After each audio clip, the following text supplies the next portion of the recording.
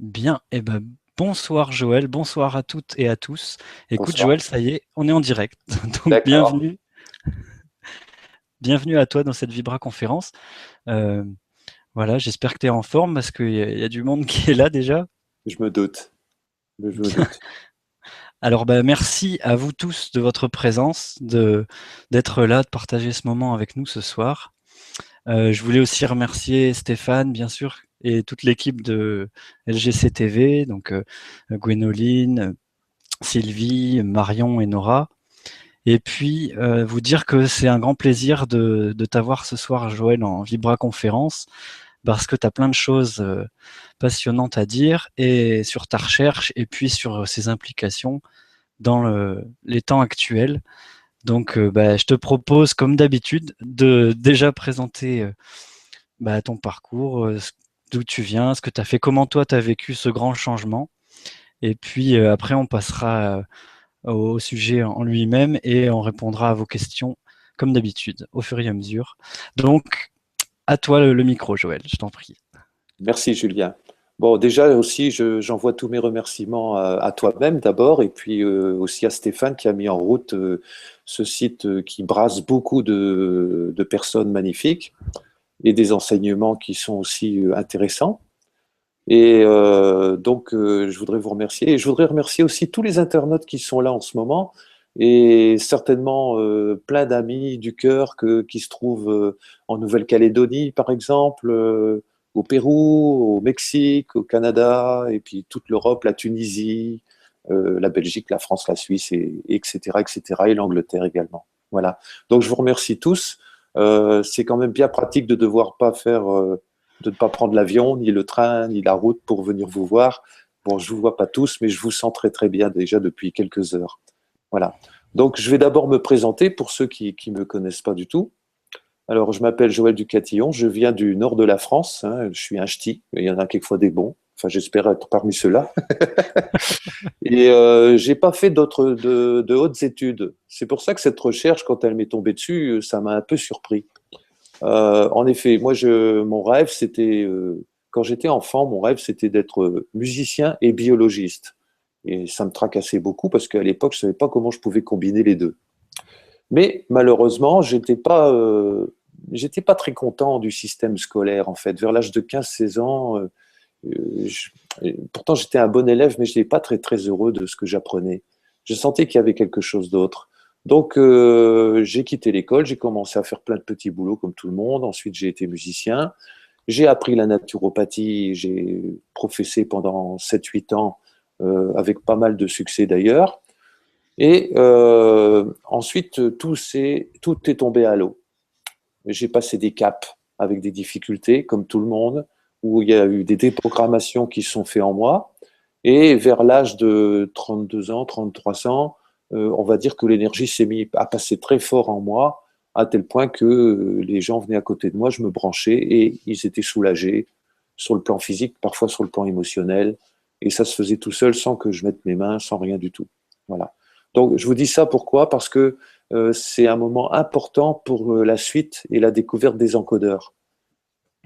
Alors ensuite, qu'est-ce qui s'est passé? Ben, une fois que je me suis retrouvé sans rien, c'est-à-dire sans travail, sans argent, sans logement, sans rien, j'ai dû vivre un peu à droite à gauche pendant quelques années. Et ensuite est arrivé un fameux rêve en 1994 qui m'a montré que j'allais faire une recherche. Et que cette recherche s'appellerait Still Storm Stell. Et là, ça a été un gros problème pour moi parce que qu'est-ce que ça voulait bien dire Still Storm Stell? Donc Still, bien sûr, on sait que c'est l'acier. Storm, c'est la tempête, l'ouragan, donc l'énergie de la spirale. Et Stell, semblerait que c'est une énergie galactique, stellaire ou quelque chose comme ça. Alors, je m'attendais, bien sûr, comme beaucoup de gens qui sont dans le New Age et dans le spirituel, à avoir un guide qui vient tout me dire, quoi, et qui me donne les formules, qui me dit comment faire et tout ça.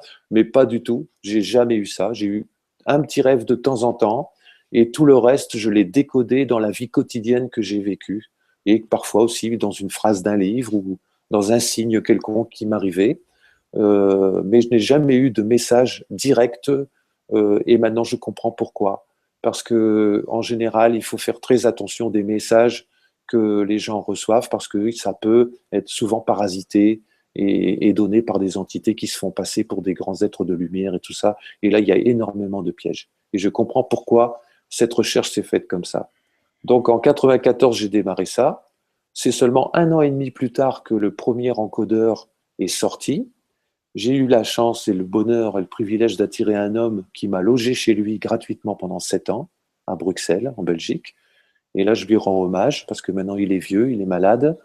Et grâce à lui, 7 ans plus tard, 6 ans et demi exactement, l'eau diamant a pu sortir.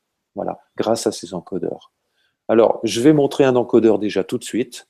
Voilà, ici, c'est un tube en verre, tout simplement. Celui-ci fait 6 cm sur 3 cm, mais il y en avait de plusieurs tailles.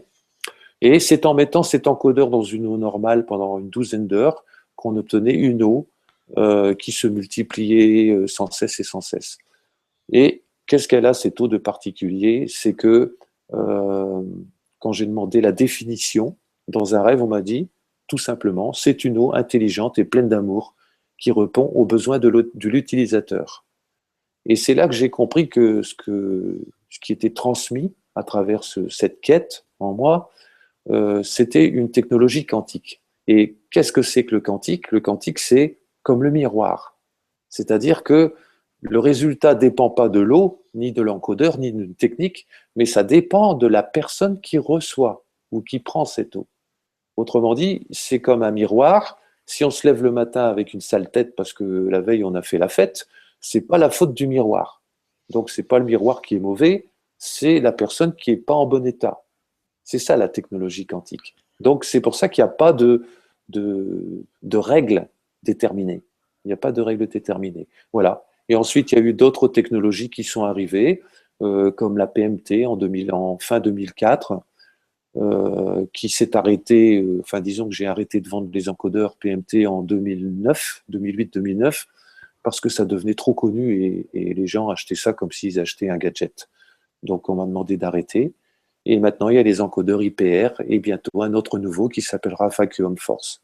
Voilà, en gros, d'une manière très résumée, mon parcours. Entre-temps, bien sûr, pendant toute cette période qui a démarré en 1986 jusqu'au diamant et même après, j'ai vraiment été dépouillé de plein de choses en moi, ce qui m'a permis de pouvoir toucher quelque part peut-être les archives de connaissances qu'il y a dans mon âme, et non pas de recevoir sur un plateau une formule toute prête. Et ce qui a déclenché d'ailleurs mon chemin, moi j'ai démarré mon chemin à 20 ans. Déjà depuis l'enfance, je me posais plein de questions sur pourquoi travailler, pourquoi se marier, faire des enfants, faire une maison. Et puis après, on est vieux, on est malade, on se retrouve bouffé par les vers dans une boîte en bois. Tout ça, ça m'allait pas. Ça ne m'allait pas. Donc, je me suis dit, il y a autre chose. On n'est quand même pas là par hasard. Donc, qui suis-je et pourquoi je suis là? Ça, c'était la question fondamentale qui m'a toujours fait bouger comme un moteur. Et donc, dès l'âge de 20 ans, j'ai commencé à lire les bouquins, style Mikhail Ivanov, Krishnamurti, enfin, tous ces gens-là. Et pas mal de livres aussi de Daniel Leroy-Givaudan que j'aimais beaucoup. Ça m'apportait beaucoup. Et ce qui a vraiment déclenché vraiment une foi solide en moi, c'est le fameux livre de Gita Malas, Les dialogues avec l'ange. C'est un livre que j'ai lu 5 fois entièrement pendant 5 ans. Et d'ailleurs, souvent, je devais en racheter un neuf parce que l'autre devenait un vrai torchon et je devais en acheter un autre.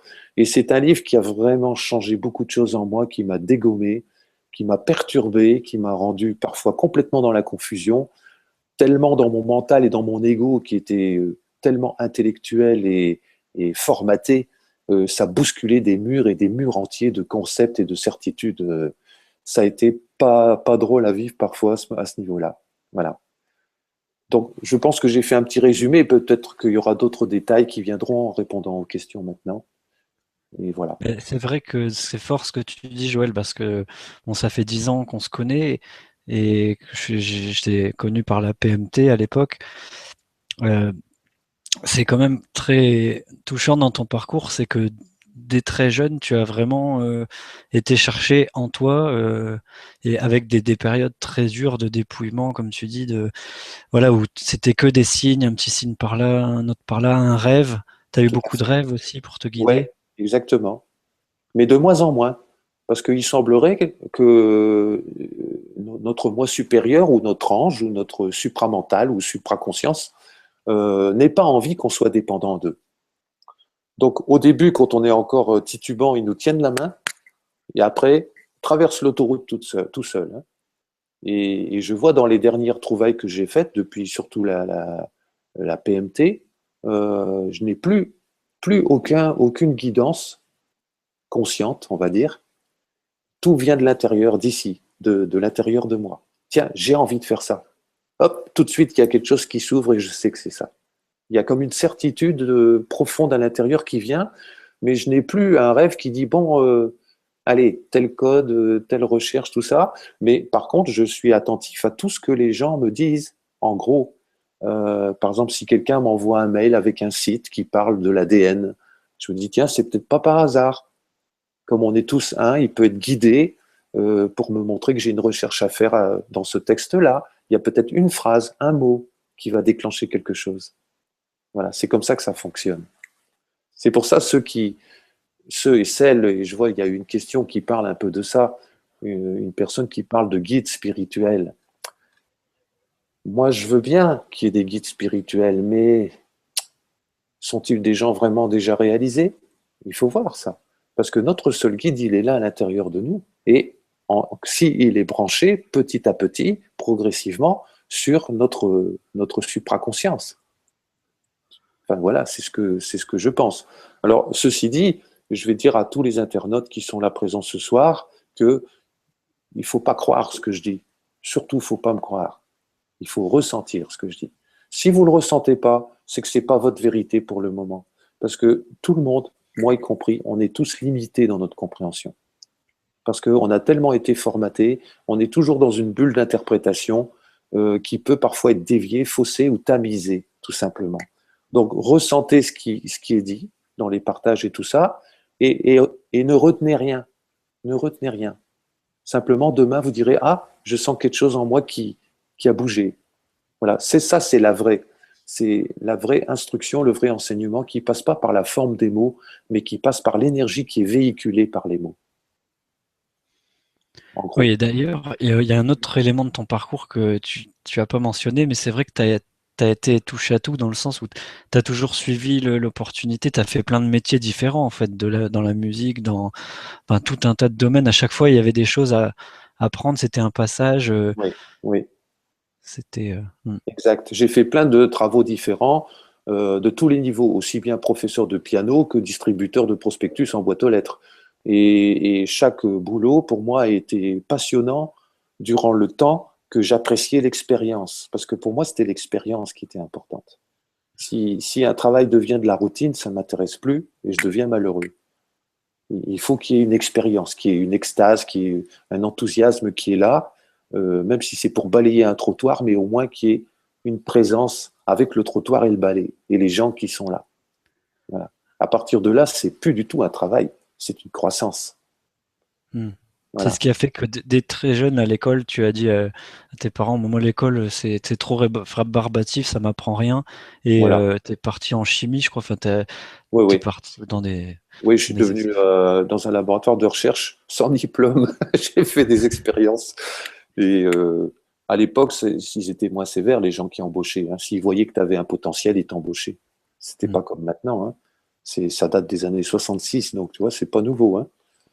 Donc voilà, en gros. Donc ce qui compte pour moi, c'est un peu l'enthousiasme. Dès que ça arrive, ça tombe dans la routine, il y a un moment donné, je meurs. Je meurs, là, je me recroqueville sur moi-même et j'ai plus la joie de vivre. Ouais, il y a une lassitude de l'âme et c'est important ce que tu dis là parce qu'on est Ouais, tous à vivre le grand changement et on nous ouais, demande de faire des changements concrets et dès qu'on est trop longtemps dans une routine, bah, les roues patinent dans des ornières et voilà. voilà, t'as toujours quitté les choses dès que tu sentais que Ouais, c'était plus juste, quoi. voilà, sans aucun regret, ni nostalgie, ni rien. Hmm. Si nous, on habite ici avec Virginie, mon épouse, mais si demain, dans 3 semaines, on nous dit de déménager à 800 km d'ici, on part. Hmm. Quitte à perdre tout l'argent qu'on a, c'est pas un problème, ça. Parce que la Oui, t'as vraie jamais eu peur abondance, de manquer. Oui, non. la vraie abondance, elle n'est pas dans l'argent ou dans la Ah oui, situation. Hmm. absolument, absolument. Et Voilà. c'est ce qui t'a permis de lâcher le mental aussi, parce que les premiers codes que tu as trouvés à l'intuition, c'est aussi un des aspects. Bon, moi, la première fois que j'ai vu les encodeurs, les tubes en verre, j'ai fait 2 séances de PMT, et juste pour partager mon expérience, j'ai vécu des transformations, des prises de conscience tellement puissante, tellement intense, que j'ai dit au copain qui m'a fait les séances, bah, c'est Yannick à l'époque, j'ai dit en 2 séances, j'aurais mis 2 ans au moins avant de me rendre compte dans quel schéma j'étais au niveau relationnel, au niveau avec ma relation à ma femme intérieure. Et j'ai dit, bon, c'est trop génial, je t'ai appelé et tu m'as dit, bon, bah, rappelle-moi quand tu seras prêt. Voilà, c'est pas pressé. Je me souviens. Tout à fait, parce que si tu veux, l'eau diamant, quand elle est sortie, ça a fait une razzia terrible. Tout de suite, il y en a il y a de l'eau qui a été distribuée un peu partout dans le monde, en Israël. J'ai compté, il y a au moins 83, 85 pays où il y a eu de l'eau diamant. C'est pas la majorité des gens, bien entendu, parce que comme c'est quantique, les gens qui sont pas éveillés, qui dorment encore dans le système, pour eux, c'est une eau comme une autre. Ils voient pas la différence. Par contre, les animaux, eux, ça trompe pas. Et d'ailleurs, pour ceux qui veulent approfondir ça, ils peuvent aller sur le site stillstormstel.net et il y a le livre sur l'eau diamant qui existe en français, en anglais, en espagnol, en italien et tout ça. Et ça leur permettra, parce que ça parle aussi des mémoires là-dedans. Donc ça peut les aider à comprendre ce que c'est exactement. Alors je préviens tout de suite les internautes, je ne distribue plus de l'eau diamant, hein. Ça, je ne vais plus faire la queue à la poste pendant des heures pour distribuer de l'eau diamant. J'ai fait ça pendant 1 an ou 2. J'ai été aidé par plein de gens aussi qui ont envoyé des centaines de colis par an. Mais ils peuvent aller, si les gens ont un stylo pour noter, sur le site. C'est comme notre site, le mien et celui de Virginie. C'est Still Stormstel, mais au lieu de mettre .net, on met .info. Et là, vous avez il est marqué annuaire. Sur l'annuaire, il y a des noms d'opérateurs et d'opératrices PMT qui ont forcément tous le diamant avec eux et ils peuvent en distribuer gratuitement et parfois en faisant payer des frais de port si c'est pas, s'ils doivent l'envoyer. C'est vraiment le travail de Still Stormtel, en fait, c'est un travail au service d'autrui, au service de la planète, au service de tous ceux qui sont prêts à vivre ce grand changement. Voilà. Oui, tu parlais d'une sorte de baptême de l'ADN par Oui, cette eau qui a été diffusée gratuitement voilà, dans plus de 80 pays et qui oui. se duplique. En fait, pour la fabriquer, on trempe un encodeur et après, elle se duplique à volonté Voilà. de manière quantique. Voilà. On laisse flotter l'encodeur une douzaine d'heures dans un verre d'eau, pas dans un truc de 5 litres, hein, sinon ça met beaucoup plus de temps. Et après, le verre d'eau, on le rallonge, on attend une petite heure et toute la bouteille est devenue de l'eau diamant. Ce qui fait que si on en garde toujours un petit peu, on a de l'eau diamant pour toute notre vie et même pour toute la planète. Beaucoup on en versé dans les lacs, notamment les lacs des Vosges. Et il y a même le gars Montreux, à Montreux en Suisse, qui est venu me voir une fois en conférence et qui m'a dit, c'est bizarre, il dit, il y a 10 ans, on a été porté, enfin plein de gens, les Suisses, ils ont été incroyables, ils allaient en barque tous les dimanches au lac, dans les profondeurs, et ils versaient des jerrycans de 10 litres d'eau diamant dans le lac. Ils ont fait ça au moins pendant 1 an. Et il m'a dit, c'est bizarre, depuis quelques années, on revoit des poissons dans le lac qui avaient disparu depuis 20 ans. Donc des espèces qui avaient disparu. Voilà. Donc c'est une eau aussi qui fait du bien à la nature. Je vois, Mm. nous, on a un potager, il est arrosé à l'eau diamant. C'est l'eau de pluie qui se transforme en eau diamant parce que dans le fond de la cuve, il y a toujours un peu d'eau diamant. Et donc ça donne une aide, mais c'est pas miraculeux. Il y a aucun miracle. Et même dans tous les outils qui sont proposés après, donc la PMT, la FA, QSP, IPR, etc., ça peut fonctionner que si la personne fait un travail sur elle-même et si elle a vraiment le désir de se connaître, de connaître les parties d'elle et d'avoir l'intention de les transformer et de les accepter, de les accueillir avant. Tu vois. Donc si on utilise les encodeurs comme on utiliserait des suppositoires, ça fonctionne pas. Ça fonctionne pas ou ça fonctionne peu. C'est pas Voilà. un médicament, c'est l'intention et ça demande une foi parce qu'il n'y a rien de chiffrable, de mesurable, de démontrable. C'est soit c'est qu'on parle souvent des travaux des motos, tu sais, dans les vibra-conférences avec les Voilà. cristaux d'eau et l'information qui est véhiculée par l'eau dans toutes nos cellules aussi. Là, c'est pareil, il y a pas, même en physique quantique, tu avais des chercheurs qui t'avaient contacté qui ils Hmm. comprenaient pas tout, mais ils voyaient bien qu'il y a quelque chose qui se passait au niveau de l'ADN aussi. Exactement. C'était des deux physiciens du CNRS là qui m'ont accueilli. D'ailleurs, ils voulaient tout le temps me voir après, mais moi, j'avais pas le temps d'aller les voir parce que ils avaient senti qu'il y avait quelque chose de fort là-dedans. Mais il dit, on n'a pas les outils encore pour analyser et mesurer ça. Parce qu'en fait, ça se passe au niveau des particules qu'on appelle des bosons. Et les bosons sont des petits photons, sont des petites particules qui sont autour du noyau de l'atome, qui empêchent les choses de tourner en rond. Donc en fait, c'est pour casser les habitudes. Voilà. Mais ça, c'est un détail de physique que je connais à peine. Hein. Attention, je ne suis pas un savant. Mais disons que ça permet de casser des choses. On peut prendre un exemple. Admettons, c'est arrivé souvent, une femme qui a un compagnon violent.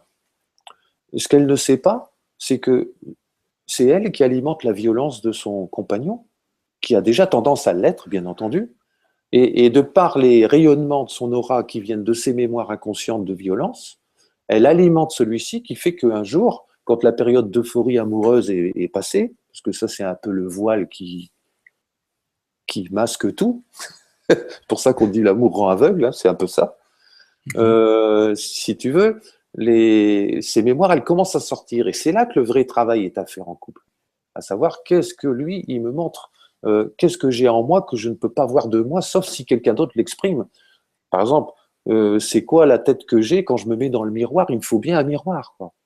Alors, là aussi, la théorie du miroir a été largement tronquée parce que beaucoup de gens ont fait des stages et ont appris qu'un tel était leur miroir. Mais non, c'est des parties de soi qui sont miroirs, qui sont les miroirs des parties des autres. Parce qu'on est un vrai puzzle, en fait. On est un vrai puzzle et à chaque relation ou à chaque situation, que ce soit une relation professionnelle ou sociale ou de voisinage ou amoureuse ou parentale, à chaque fois, c'est des parties qui sortent. Des parties qui sortent. Voilà. Et par exemple, ces femmes, parce qu'il y en a eu pas mal, qui avaient, mettons, un mari qui parfois en venait aux mains ou alors violence verbale, si elle prend conscience que c'est elle qui a ça en elle, qu'elle l'accepte et qu'elle l'accueille, surtout sans se juger, parce que c'est ça notre problème. Hein. Moi, j'ai encore ce problème-là, hein, de me juger parfois. C'est pas mauvais, c'est pas mauvais, c'est là. C'est comme un vieux film, comme une vieille cassette qu'on a là, parce que il y a je sais pas combien de temps, on a été un homme violent envers les femmes, par exemple. Donc automatiquement, on va tomber amoureux d'un homme qui va exprimer ça. C'est obligatoire. C'est pour ça qu'on dit qu'on tombe amoureux. Donc le vrai amour, en fait, ça commence quand justement on n'est plus dans cette phase de tomber amoureux, mais qu'au contraire, on apprend à Ouais, accueillir que l'autre est un écran de projection de ses propres ouais, mémoires voilà. et que les comportements qui montrent, c'est des mémoires, qu'elles soient exprimées en positif ou en négatif, enfin en exprimé ou non exprimé. Oui, Et après aussi d'accepter d'être soi-même le théâtre de projection des mémoires de l'autre et de l'aider aussi à exactement. s'accueillir, à s'accepter. Si on blesse, si on Voilà, fait pas ce que l'autre voilà. attend, ou oui. Voilà. Et on peut dire que si ce travail-là est fait avec pas mal d'humilité, ce qui nous manque beaucoup à plein de gens, même à moi, eh ben, on arrive à construire l'amour. En fait, à construire une union, on va dire une complémentarité. Voilà. Et ça se construit, c'est un travail. La relation, c'est un travail. C'est pas du tout les vacances en Floride ou à Miami. Hein. C'est pas ça du tout. Hein. Voilà. Et justement, un jour, j'ai été en relation avec une femme en Belgique, et avec elle, c'était extrêmement harmonieux. Et dans un rêve, on m'a dit, il faut que tu quittes parce que c'est trop confortable, tu n'avances plus. Hmm. Ça, C'est-à-dire, il y a ça, pas assez de nourriture à digérer, à mastiquer et à c'est ça, avaler la valda, c'est comme on ça, dit. c'est ça. Bon, c'est pas toujours compris par le partenaire hein, dans ces cas-là. Et c'est Donc comme ça. plutôt que de cracher les valdas, parce qu'on a un petit jeu avec Sylvie, avec cette expression-là, et de se challenger le coco, c'est plutôt d'accueillir dans le cœur que faut Voilà, avaler ses propres mémoires de l'âme qui sont des voilà, crasses, des résidus karmiques, exact. Voilà. Alors, imagine cette femme, donc je reviens à ce sujet-là, si elle fait le travail d'acceptation et après d'accueil, c'est-à-dire que de dire, mais c'est incroyable. Si mon compagnon n'avait pas manifesté cette violence, une fois que je suis mort, je vais regarder de l'autre côté. Ah mince, j'ai pas guéri ça. Ah, je dois recommencer. Je dois revenir sur Terre avec un homme encore plus violent cette fois-ci. Le problème est Ouais. là. Alors, si elle fait ce travail d'acceptation et d'accueil, et qu'elle commence à manifester une certaine compassion envers son persécuteur, on va dire, si j'exagère un peu, ça va commencer à se transformer en elle et il va devenir de moins en moins violent. Mais peut-être que s'il y en a un gros paquet, ça prendra des mois. Et c'est là que la PMT est intéressante. C'est-à-dire qu'à partir du moment où elle a pris conscience de ça et qu'elle reçoit 1 ou 2 séances de PMT, à la 3e séance déjà, le compagnon il devient soit gentil ou il se barre avec une autre. C'est-à-dire que, ouais, je C'est là ou confirme, c'est que l'autre. dès les 2 premières séances, ça m'a sidéré parce que j'ai vu mon entourage, j'ai vu même que les gens venaient comme télécharger une mise à jour sur une clé USB. C'est, t'as changé quelque chose, je sais pas quoi, mais il y a dans notre relation quelque chose qui a bougé, donc je viens mettre à jour et moi aussi me transformer. Et c'est là que Voilà. j'étais contacté, j'ai dit ces technologies quantiques sont incroyables parce que je sentais un saut quantique dans les bosons, comme t'expliquais, dans Oui. les mémoires souffrantes de douleur, de tristesse, de ce qu'on a vécu. On a tous voilà, eu des histoires, des pets au casque. Mais c'est d'accepter de voir que on peut le transformer, on peut le transmuter. Et là, la PMT, j'ai vu que ça faisait accélérer ce processus. Les pullovers C'est craquent ça. plus vite, comme tu dis. Voilà, c'est ça. C'est uniquement ça. Ça ne fera pas le travail à la place des personnes. Je sais qu'il y a pas mal d'opérateurs qui ont acheté les encodeurs et qui ont eu une clientèle et ils ont pu s'apercevoir eux-mêmes que sur des personnes, ça n'agit quasiment pas. Pourquoi? Parce que les gens, ils ne font pas l'effort de regarder en eux. Pour eux, c'est trop fatigant. Puis il faut pas mal d'humilité aussi pour reconnaître qu'en soi, on a un violeur ou un pédophile ou quelque chose comme ça. Voilà. Donc, s'il n'y a pas un effort de la part de la personne, ça ne peut pas fonctionner correctement. C'est d'ailleurs pour ça qu'il y a plein de gens qui ont reçu 6, 7 séances, donc une par mois, mettons, et puis ils ont vu un petit changement comme ça dans leur vie, et puis ils ont arrêté. Voilà, c'est comme ça. Et beaucoup se sont fait happer aussi par ce qu'on appelle le New Age et tous les channeling et tout ça, qui sont quand même un peu douteux pour la plupart, quoi. Pour la plupart. Pour Oui, tu parlais du 95%. plan, pardon, ouais, tu parlais du plan oblique, c'est-à-dire que les gens, on les revoit Voilà. 10 ou 20 ans plus tard. En fait, ils sont toujours au même point, Voilà. la même situation professionnelle, amoureuse, financière, géographique, amicale. Ça n'a pas bougé dans la génétique, le rayonnement que l'âme déploie dans sa vie. Voilà. Moi, je vois ça d'un plan de transformation intérieure qui modifie notre ADN, qui le prépare à une mutation. Et ça va se faire après l'événement dont beaucoup parlent et qui arrivera un de ces jours, on ne sait pas quand. Donc, il faut être préparé. Parce que ceux qui ne sont pas préparés, ils vont certainement continuer à vivre dans la 3e dimension, même s'ils ont une conscience de 4e dimension. Mais là, ils seront toujours dans le bien et dans le mal. Parce qu'en fait, ce qui s'est passé durant la fameuse chute racontée sous une forme un peu infantile par Adam et Ève, l'art de la connaissance du bien et du mal, c'est ça. En fait, c'est l'unicité qui s'est divisée en 2 pôles, plus et moins. Comme dans l'électricité. C'est pour ça qu'on est esclave de l'électricité, parce qu'il y a 2 pôles qui doivent se réunir, normalement dans une ampoule, dans un ordinateur, dans un frigidaire, dans une télévision, pour amener de l'énergie. Voilà. Et en fait, ce qu'on nous apprend à faire dans toutes les religions, qui ont été savamment orchestrées pour qu'on reste piégé dans la glu du bien et du mal. Autrement dit, il faut chasser le mal. Alors, demandez à un électricien d'enlever tous les fils électriques négatifs chez vous. Il n'y aura plus de courant nulle part, il n'y a plus rien qui va fonctionner. Ben, c'est pareil pour l'être humain. Si on chasse le mal, eh ben, on ne vit plus. On ne vit plus, on survit dans le système. Le mal et le bien, en fait, doivent se réunir comme ils se réunissent dans le réfrigérateur et dans un appareil électrique, pas en continuité, mais en contiguïté.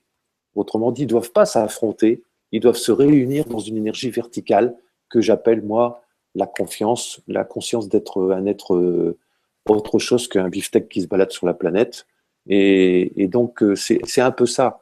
Mais il faudrait des heures pour expliquer tout ça. Mais pour ceux qui veulent lire le livre sur le diamant, j'ai bien expliqué, il me semble ça à l'époque.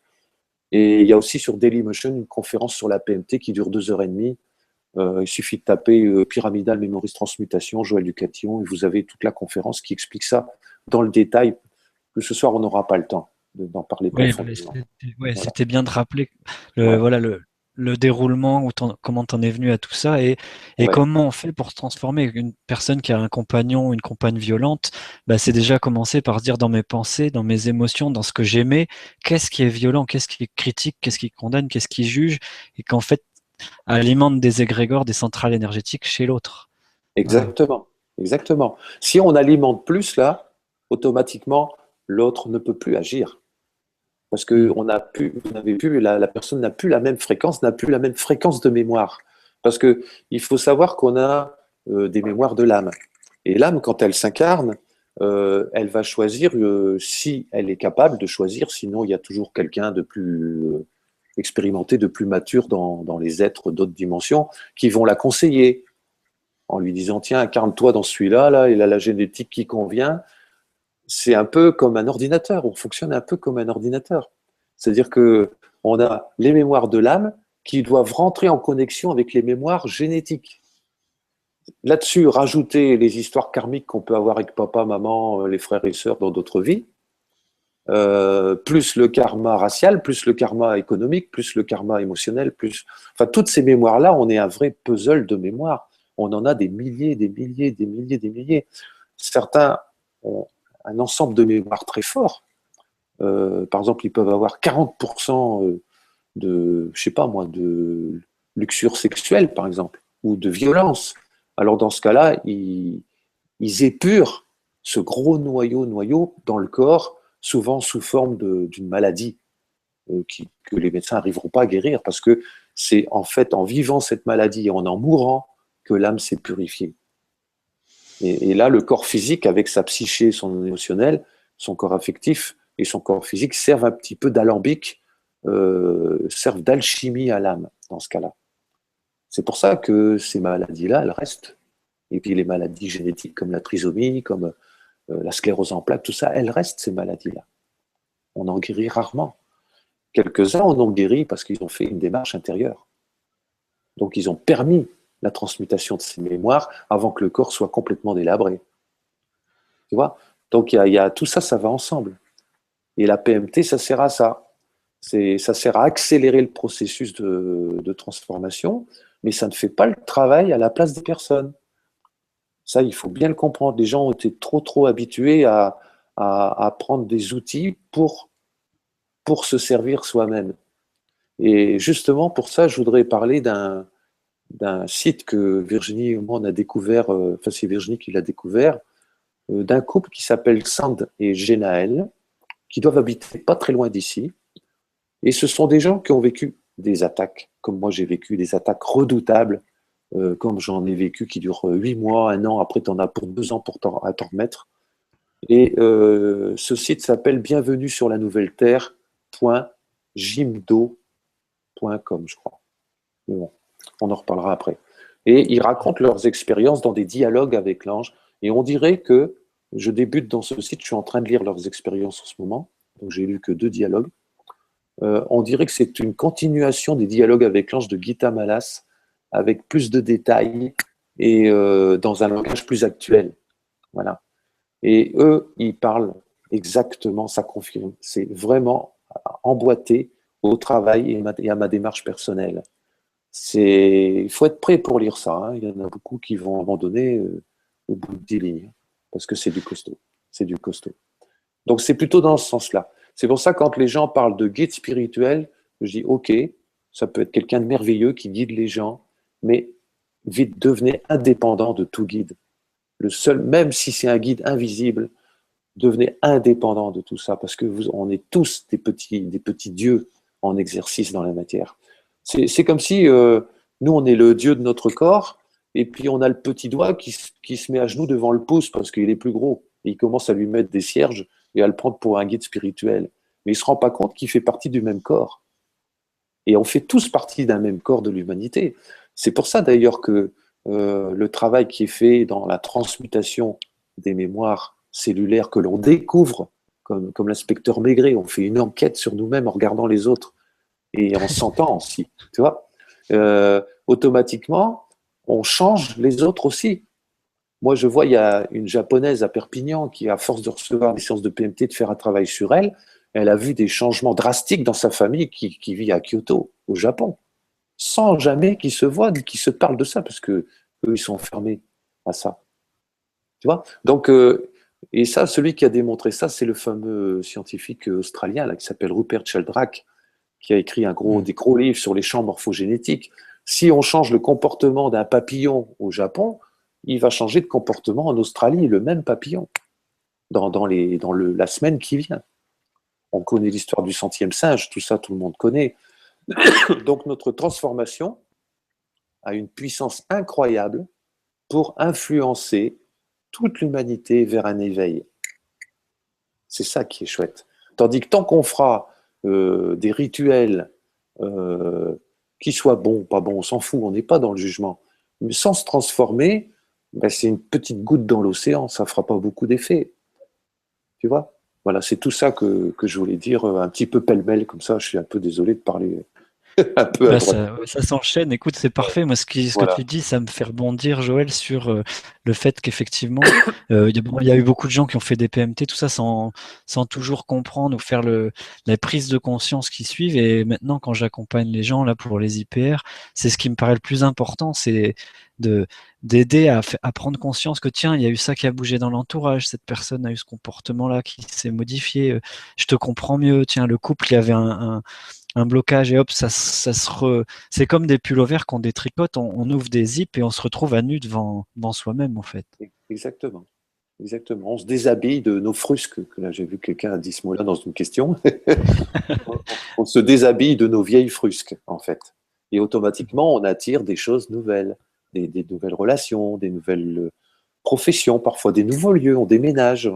Il y a des choses qui s'ouvrent à chaque étape, hein, à chaque étape. Mm.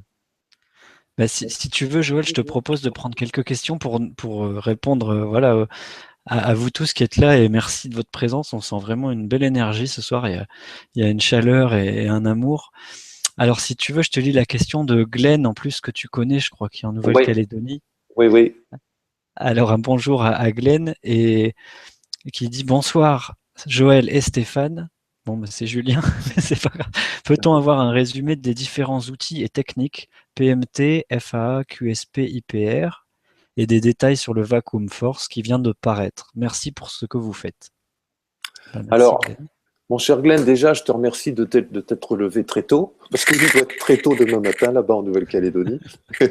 C'est vrai que sous les tropiques, on dort moins longtemps le matin, hein, parce qu'il fait beau, on a envie de se réveiller. Merci infiniment. Donc, la PMT, ben, j'en ai déjà parlé un peu, c'est surtout pour transmuter les mémoires. Et pour les opérateurs PMT, d'ailleurs, je l'ai déjà dit, mais je peux le redire, c'est bien chaque fois que la personne vient, de lui dire qu'est-ce que tu as vécu ce mois-ci? Est-ce que tu as eu des rêves? Est-ce que tu n'as pas eu quelqu'un qui était agressif envers toi ou quelqu'un qui a pleuré dans ta famille, arrivé un malheur, je sais pas quoi? Parce que c'est ça qui montre en fait ce qui a été changé suite à la PMT précédente dans la personne. Donc ça, c'est un petit détail.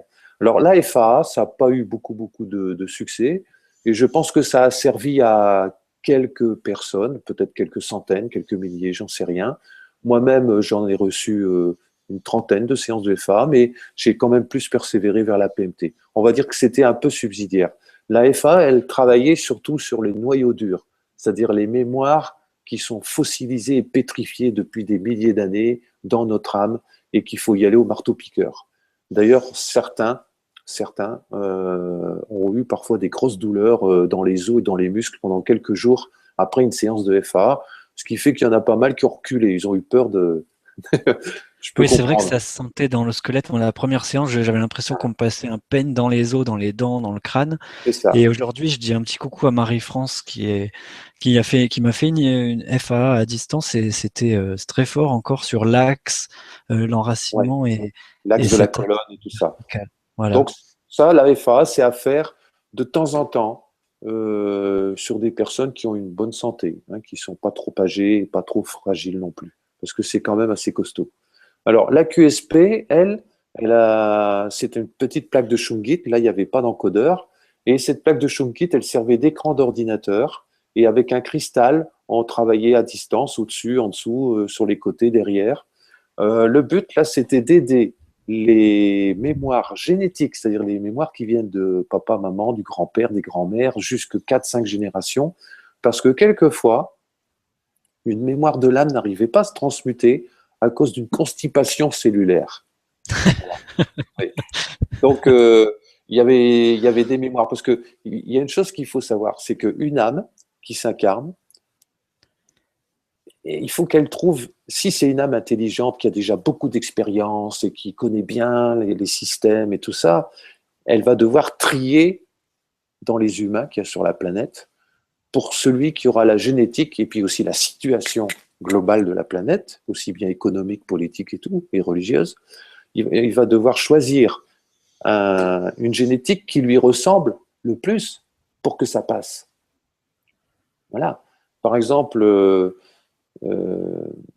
donc on peut dire qu'il n'y a aucune génétique sur Terre qui permet à une âme déjà très avancée, une vieille âme aguerrie, de trouver exactement la génétique qui lui convient. Autrement dit, quelquefois, elle va devoir prendre même des trucs de ses parents en elle, alors qu'elle a déjà guéri ça depuis 15 vies. Parce qu'il n'y avait pas le choix. Vous comprenez aussi pourquoi maintenant, quand il y a eu des êtres comme Yeshua, autrement dit Jésus, mais la lettre J n'existait pas à l'époque. Mais bon. Donc c'est Yeshua, c'est un Y.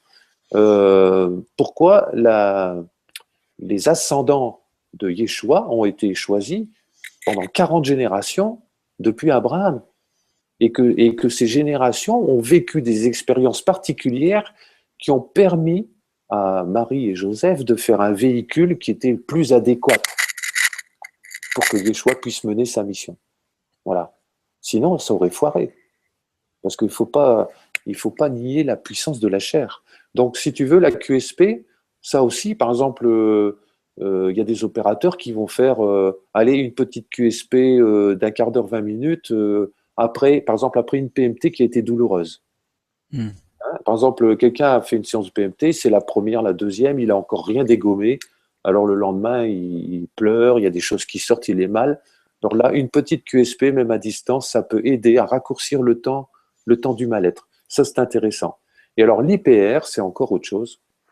Est-ce que je peux faire un petit coucou, Joël? Parce qu'il y a Ouais, Nicole. vas-y. Tu avais parlé de Nicole tout à l'heure et je tiens à te Ouais. saluer, Nicole, parce que tu as fait une IPR la semaine dernière. Et effectivement, il y a eu beaucoup de mémoires dures, voilà, de souffrance, de frustration, de très, très comme un noyau, une coque de noix. Et j'ai proposé à Nicole de faire une QSP. Et souvent, dans les séances d'IPR ou de PMT, je fais même juste 5 ou 10 minutes parce que dans la QSP, je sens souvent des mémoires de petitesse, de robotisme, d'automatisme, de pas sortir du rang, enfin toutes les mémoires d'esclavage économique aussi qu'il y avait dans les aïeux. Alors je t'encourage, Nicole, à te dire que si c'est dur et que ça frotte et qu'il y a de la douleur ou même de la tristesse énorme, c'est bon signe parce que ça veut dire que justement ça c'est en train de les Ouais. rouages sont en train de se friter et que les dents vont finir par casser. Et que son âme est prête. Autrement dit, son âme, elle veut vraiment transformer des choses.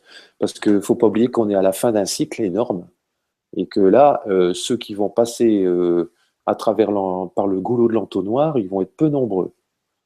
Voilà. Donc, c'est bien d'être candidat. Il y en a beaucoup qui font du spirituel. Je suis désolé, mais moi, parfois, le mot spirituel, ça me donne de l'urticaire. Parce que, si tu veux, spirituel, ça veut dire qu'on sépare encore l'esprit de la matière. Mais qu'est-ce que c'est que la matière? C'est de l'esprit qui a congelé, tout simplement, qui s'est densifié. Comme de la glace, c'est de la vapeur d'eau qui est devenue de l'eau, puis après, c'est devenu une matière solide et dense. C'est une expression de l'invisible dans le visible, la matière. Mais c'est la même chose. D'ailleurs, c'est Einstein qui disait que les atomes, c'est une particule, c'est des particules, ok, mais c'est également une onde.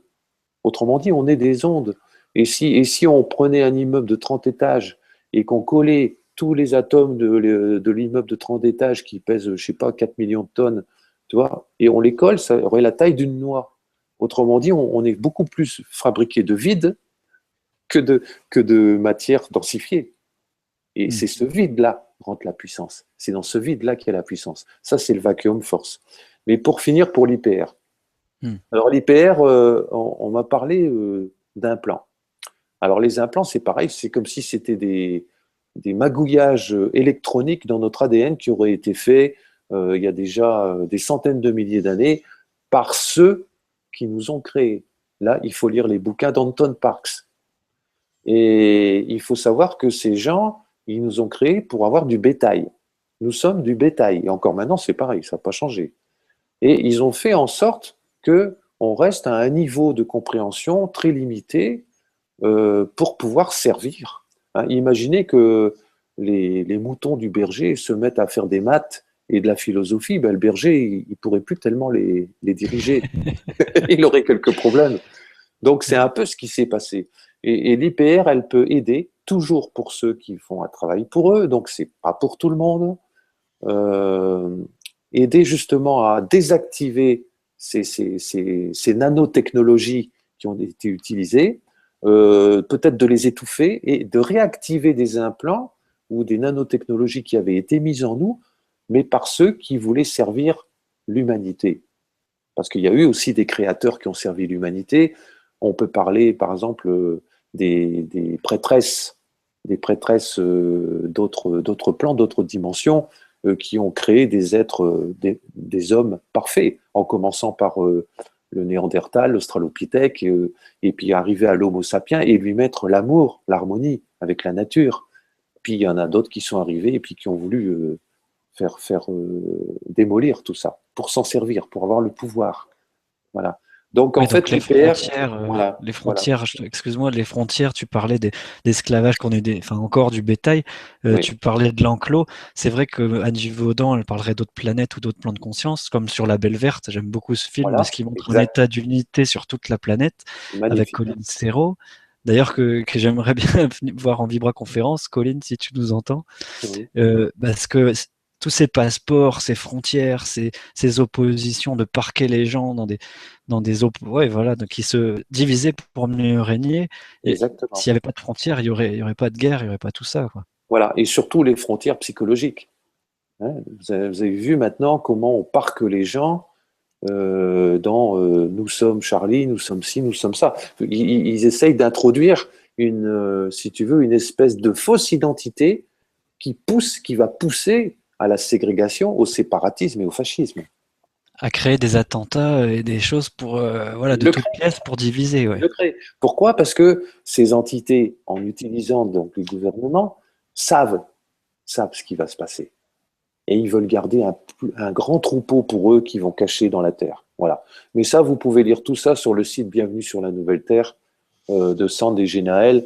Et puis il y a Anton Parks qui en parle, il y en a plein d'autres qui en ont parlé, donc c'est connu, on le sait. Et toutes les prophéties de Jean, de Daniel, tout ça le montrent aussi. Ils montrent tout ça. Et c'est pour ça certainement que j'ai été stimulé, ou alors mon âme a fait un petit contrat là-haut avant de s'incarner en disant bah oui, je vais faire ce boulot-là, quoi, parce que il n'y a personne d'autre qui va le faire, alors je vais le faire, quoi. Parce que c'est une joie pour moi de communiquer, de transmettre ces choses-là. Mais en même temps, c'est une lutte intérieure tout le temps, parce que moi-même, j'ai dû beaucoup dégommer et beaucoup éplucher pour arriver à produire ça. Et en même temps, moi, je suis pas un gars je suis pas Einstein. Donc, je suis pas un gars qui connaît les mathématiques linéaires, les choses comme ça. Et tout à l'heure, si je vous ai parlé que à un moment donné, je pouvais même soigner les gens à distance même en regardant un film à la télé, c'est pour montrer que mes capes initiatiques m'ont permis d'intégrer une énergie qui a servi pour les encodeurs. C'était pas surtout pour faire une démonstration talentueuse. Parce que quand je trouve des codes, qui sont des nombres de 8, 10, 12 chiffres, pas plus parce que ma calculatrice, elle va pas plus loin, mais euh, quand ce nombre est trouvé, au début, les 2 premières années, je devais jouer sur un piano ou un synthé les chiffres transformés en son pour les enregistrer dans le tube en verre qui devenait donc, suite à ça, un encodeur. Parce que j'ai oublié de vous dire que dans cet encodeur, il y a un filament qui ressemble très fort à un filament d'ADN et qui était visible par les clairvoyants, notamment ma fille qui avait 9 ans, qui est à Tahiti. J'espère qu'elle va pouvoir écouter la conférence. Et elle voyait ce filament et elle voyait les codes qui rentraient dedans et qui s'imprimaient le long du fil. Voilà. C'est d'ailleurs pour ça qu'on m'a demandé d'appeler ce tube en verre ADN 850. Alors, D'accord. pourquoi 850? Parce que 8 et 5, ça fait 13. 13, c'est quoi? C'est le nombre de la mort, donc de la transformation. Quand un grain de blé pourrit dans le sol, il y a tous les petits asticots et les vers, ils pleurent, ils vont à l'enterrement et tout ça, alors qu'ils n'ont pas vu qu'il y a un épi au-dessus avec plein, plein de grains de blé. Voilà. Mais il doit mourir pour se transformer. Donc le 13, c'est la transformation par la mort et la transmutation de certaines choses. Ah bah c'est Umberto Molinaro et Nora qui doivent t'écouter avec intérêt parce qu'il parlait Bon, toujours du 13, Umberto, dans les crop circles. bon. Bah oui, c'est tellement fort, ces nombres. 850 multiplié par 10, ça veut dire que incarné dans la matière, c'est-à-dire dans la chair physique. Et en plus, si on multiplie 5 par 8, ça fait 40. 40, c'est quoi? C'est la purification. C'est la purification. La mise en quarantaine, les 40 ans dans le désert, euh, les 40 jours à l'aéroport quand tu as une maladie avant de rentrer avec ton chien, des trucs comme ça, quoi. C'est ça, en fait. Ce Tu que vois? j'aimais quand je suis venu te voir cet été aussi, on a parlé numérologie, on avait fait Ouais, ton thème aussi. Toi, ouais, t'as tellement étudié les symbolismes, les choses initiatiques, les liens, les clés comme ça, des nombres, des ouais, codes, des énergies que ça débloque, que ça combine et comment tout ça ouais. s'alchimise. Mm. C'est génial, hein. Il y a un moment donné, je me souviens sur ma table, j'avais tous mes papiers avec mes nombres, et à un moment donné, j'ai eu une émotion qui est montée du ventre, comme ça, j'avais les larmes aux yeux, et je voyais tous les nombres qui clignotaient de couleur pastel, alors que c'était du papier d'imprimante et écrit avec un crayon noir, quoi. On me montrait la vie qu'il y avait là-dedans. Et c'est vrai que les nombres, c'est incroyable. Alors, pour parler de Glenn en Nouvelle-Calédonie, j'espère que j'ai répondu à ta question correctement. Je vais reparler des nombres peut-être après. Alors, le vacuum Oui. force, c'est quoi? Ça va être un petit disque de 4 cm sur 1 d'épaisseur qui va nous aider peu à peu à, à ressentir la présence du vide qui est entre le noyau de l'atome et les électrons. Pourquoi? Parce que c'est là que réside la force. Il n'y a plus de forme. C'est le champ informationnel de l'univers qui est là dans 99,99% de notre corps. Vous vous rendez compte? Et on l'ignore complètement. J'ai vécu des expériences avec ça. J'ai déjà ressenti ça. Peut-être qu'on en parlera tout à l'heure si jamais il y a une question qui nous induit dans ce domaine-là. Et voilà. Mais Glenn, en tout cas, je te remercie infiniment. Et puis, je remercie tous les opérateurs de Nouvelle-Calédonie qui sont magnifiques. C'est vraiment une île pleine d'amour là-bas. C'est génial. Ouais, Dommage et que puis c'est loin. je remercie avec toi tous les gens qui viennent par le cœur, attirés par ces technologies que tu as reçues, que tu as mises au point, et qui ont la foi, qui sentent dans le cœur que ça va les aider à se transformer. Et justement, on a une question d'Yves Landau qui nous dit, Joël, bonsoir à vous. Dans quelle mesure vos outils peuvent nous permettre de nous connecter à notre divinité ou essence divine? Peuvent-ils être, pardon, des instruments de guidance également? Merci à vous, belle soirée. Bah, c'est une superbe question, Yves. Merci. Alors, l'identité divine, on est un peu comme des poupées russes, hein. Donc, on a des couches qui s'emboîtent les unes dans les autres. Alors, on a d'abord la personnalité. C'est celle qu'on connaît, et encore, on ne la connaît pas toujours très bien. C'est souvent les nôtres qui nous la montrent. Ensuite, on a l'âme. Mais pour moi, l'âme, c'est encore une personnalité. C'est encore un sac de mémoire. L'image est un peu dégradante, je suis désolé, mais c'est quand même un individu, donc individualisé, mais qui est encore mortel. C'est-à-dire qu'à chaque changement de gros cycle qui dure 206 millions d'années, je crois, l'âme meurt. Celle qui n'a pas suivi, qui a redoublé trop de classes, qui n'a pas assez étudié, elle est recyclée dans la matière. C'est pour ça que Jésus parlait de la seconde mort.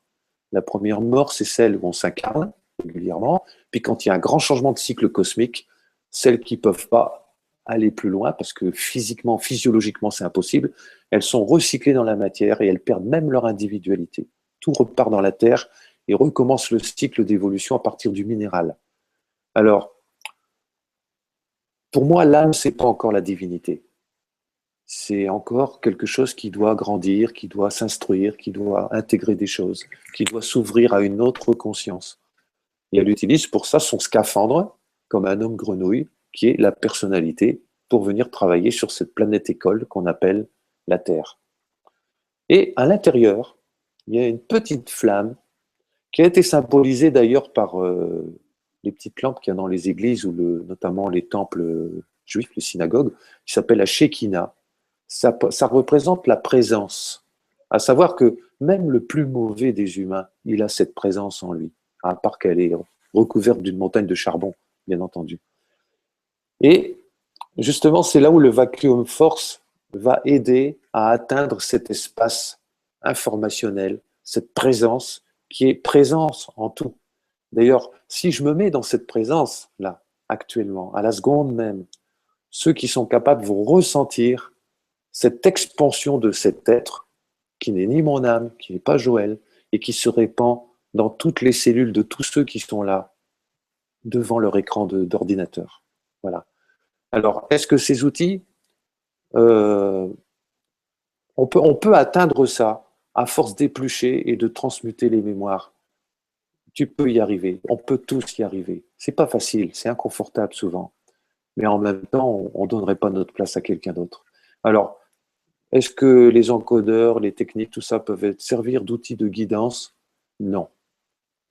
Ils peuvent simplement enlever les écailles des yeux des gens pour qu'ils ne se cognent plus dans les arbres, ils ne tombent plus dans le ravin et ne marchent pas dans les crottes de chiens sur le trottoir.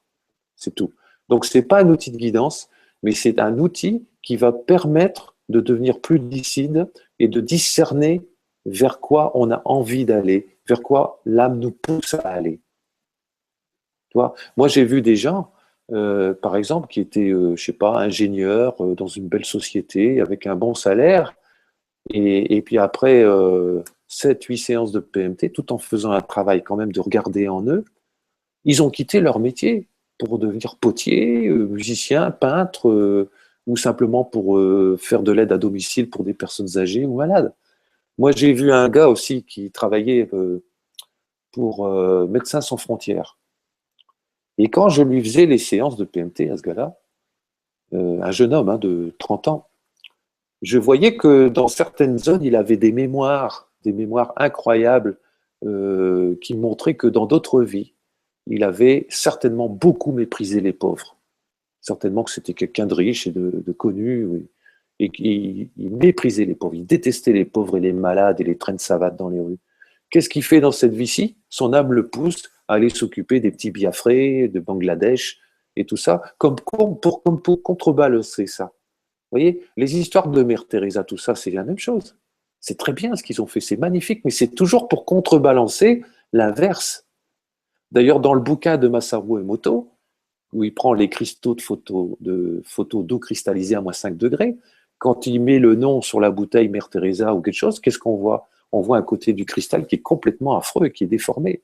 Et puis l'autre côté qui est hyper brillant et magnifique comme un diamant.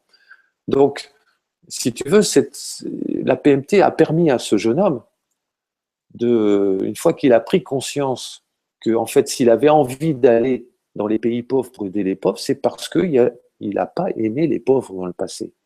Donc, il devait intégrer l'amour de la crasse, de la pauvreté, de la mendicité, de tous ces gens qui traînent dans les rues sans manger. Et une fois qu'il a eu compris ça, après 6 ou 7 séances de PMT, il a démissionné de Médecins sans frontières pour retrouver le vrai potentiel de son âme et faire un autre métier qui là le remplit. Donc sa vie a changé, et donc c'est ça que j'appelle la guidance. Mais ce n'est pas les outils qui l'ont guidé, c'est ses prises de conscience qui l'ont guidé, et le fait que les outils ont permis une transmutation plus rapide, il a eu les portes qui se sont ouvertes pour autre chose qui le remplissait plus. Voilà, en gros, c'est ça. Il y a plein d'exemples comme ça. Voilà, j'espère que Yves, j'ai bien répondu à ta question. Il n'y a pas de miracle, il n'y a personne qui peut nous guider sauf nous-mêmes. Ben, merci à toi Joël et merci à Yves pour la question. Merci. Si tu veux, on en prend une autre, Joël. Oui, avec plaisir. Alors, il y a Marie-Hélène Gouman qui nous dit « Bonsoir à tous. Entre notre vie est écrite, c'est ton destin, et tu as le libre arbitre. Tout cela me paraît être opposé. Est-ce que le but de notre vie est déjà dessiné et c'est le chemin pour y aller que nous devons nous-mêmes choisir? Merci. » Ah, ça, c'est une question profonde, c'est intéressant. Alors, déjà, l'histoire du destin. Quand les âmes sont débutantes, quand elles sont jeunes, elles ne décident pas de leur destinée. C'est vraiment des êtres supérieurs et matures comme un papa qui va dire à ses enfants qui ont 2 ans ou 3 ans, va te laver les dents, va te laver, va aux toilettes, va dormir et mange telle et telle chose qui sont bonnes pour toi. Donc là, les âmes jeunes ne décident pas de leur destin, mais en tout cas, elles sont guidées toujours pour grandir et avec amour. Voilà. Donc on pourrait dire, pour ces âmes jeunes, on pourrait dire que c'est quasiment décidé, on va dire. Hein. Bon. Mais par contre, pour les âmes plus avancées, pas forcément des initiés ou des gens qui sont très loin, mais pour des âmes plus avancées, c'est l'âme elle-même qui, avant de s'incarner, va décider des grands axes, des grands changements de son parcours.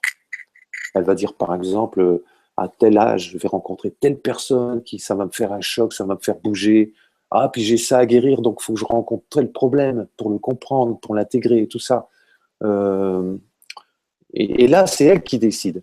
Voilà. Alors bien sûr, une fois qu'elle rentre dans le corps de la personnalité, comme elle a perdu la mémoire, parce que ça c'est le coup de ceux qui dominent la planète, qui ont mis la planète en quarantaine.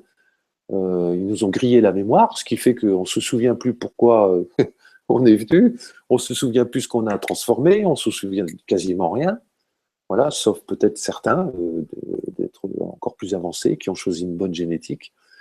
Et donc là, il y a le libre arbitre. Alors, moi, je me pose aussi la question. Le libre arbitre, c'est une belle chose. Heureusement qu'il y a ça. Mais où il y a de la liberté quand il faut arbitrer? Ça, je ne sais pas. Parce que quand il y a un arbitrage, c'est qu'il y a toujours des choix. Mais ces choix, ils nous sont proposés. Donc, on ne crée pas notre vie. On ne fait que choisir ce qui est le mieux pour nous. Donc là aussi, tu vois, c'est un peu ambigu. C'est pas évident de trouver ça.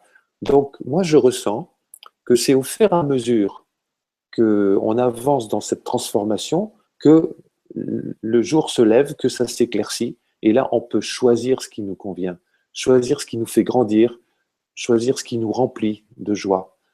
Mais souvent, les personnes n'y arrivent pas.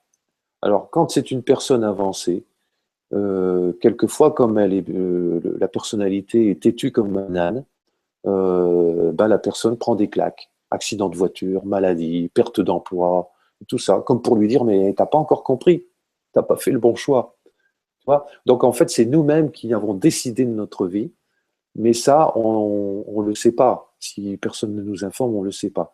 D'autant plus que il faut savoir une chose, c'est que je l'ai appris il n'y a pas si longtemps que ça, c'est que quand on meurt, vous savez, des gens qui font des expériences au-delà de la mort, là, puis qui reviennent dans leur corps, ils voient toujours un canal de lumière, un tunnel avec la lumière au bout. Et ben ça, c'est très déconseillé pour les âmes avancées. Parce que, en fait, cette lumière, c'est une récupération de la signature électronique de l'âme par des entités, des initiés de haut niveau, mais qui ne sont pas dans l'amour, et qui vous grillent la mémoire, et qui récupèrent l'énergie pour eux. C'est pour ça qu'on a l'amnésie quand on se réincarne. Donc, toutes ces histoires d'aller vers la lumière et tout ça, c'est un gros piège. C'est un gros piège. D'ailleurs, vous avez remarqué que tout ce qui se crée, ça se crée dans le noir. Et dans le noir, tu as toutes les lumières qui sont réunies. Le bébé est né dans le noir. Le grain de blé pousse dans le noir. Un projet, avant qu'il se concrétise, que ce soit de construire une maison ou de faire une œuvre musicale ou artistique, il est toujours dans le noir. Toujours dans le noir. C'est là où il y a vraiment le potentiel de la créativité, et non pas dans la lumière. Ça, c'est un détail. Allez vérifier si ça vous parle, si c'est vrai pour vous. Mais si un jour vous mourrez, ben, rappelez-vous-en parce que ça peut vous aider énormément pour les vies suivantes. Voilà, je pense savoir répondu en gros.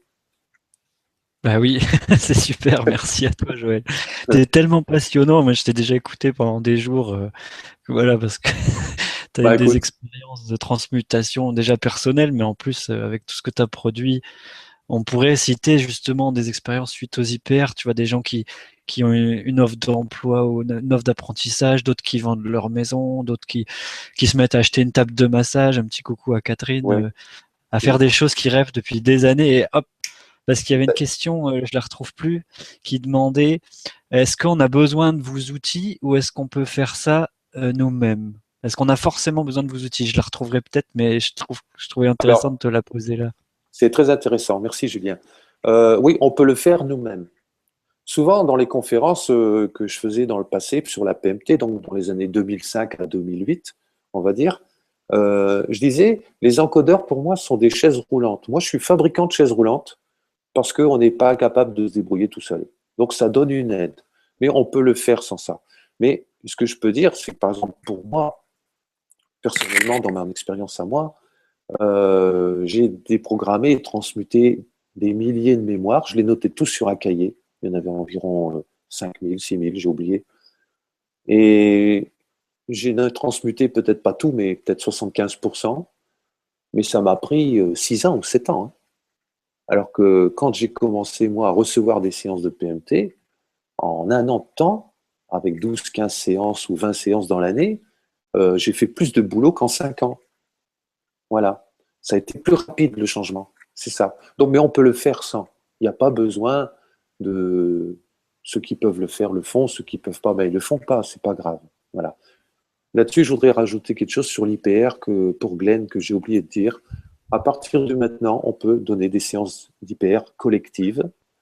C'est ce que tu as déjà commencé, Julien, à faire, et puis Stéphane en parle aussi.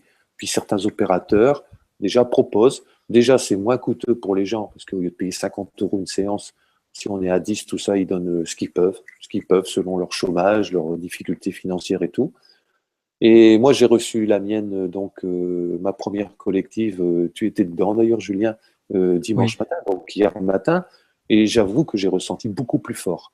Alors, je ne sais pas ce que ça va donner, mais s'il y a 10, 15, 20, 30 personnes qui reçoivent une séance en même temps tous les 15 jours, 3 semaines, c'est vraiment le service pour la planète là, parce que ça risque de créer un gros vortex qui va bousculer bien des choses. Quoi, on ne le saura jamais, parce que notre gros piège, c'est la vanité. Donc, on ne le saura pas. Mais ça va faire bouger les choses. Ça, c'est sûr. Voilà, c'est tout ce que je voulais rajouter. Ouais, c'est génial, c'est qu'en fait, à un moment, tu as préparé tout ça, tu notais dans le bus et tout, tu notais les mémoires, vol, violence, pauvreté, déni de soi, Voilà. violence verbale, violence physique, enfin, des milliers, il y en a des milliers, moi, au fil des séances, depuis 10 ans, chaque Oui. personne c'est incroyable, Ah les oui, oui, on mémoires qu'on est trimballe. exactement, exactement. On est Alors, complètement formaté.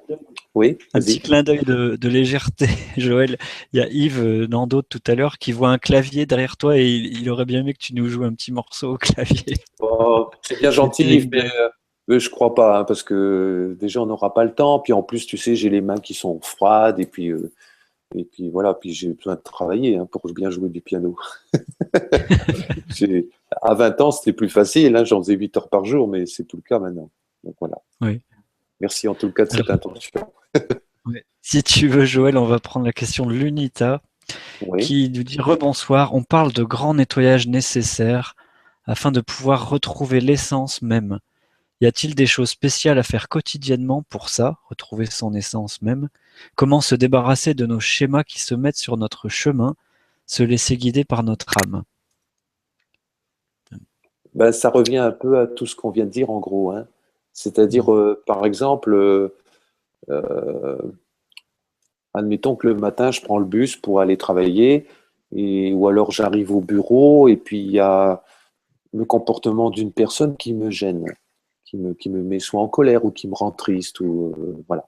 Ou que je méprise en disant, oh là là, comme ça m'arrive encore d'ailleurs, hein, je ne suis pas un saint. Bon. Et puis, dire pourquoi ça me gêne.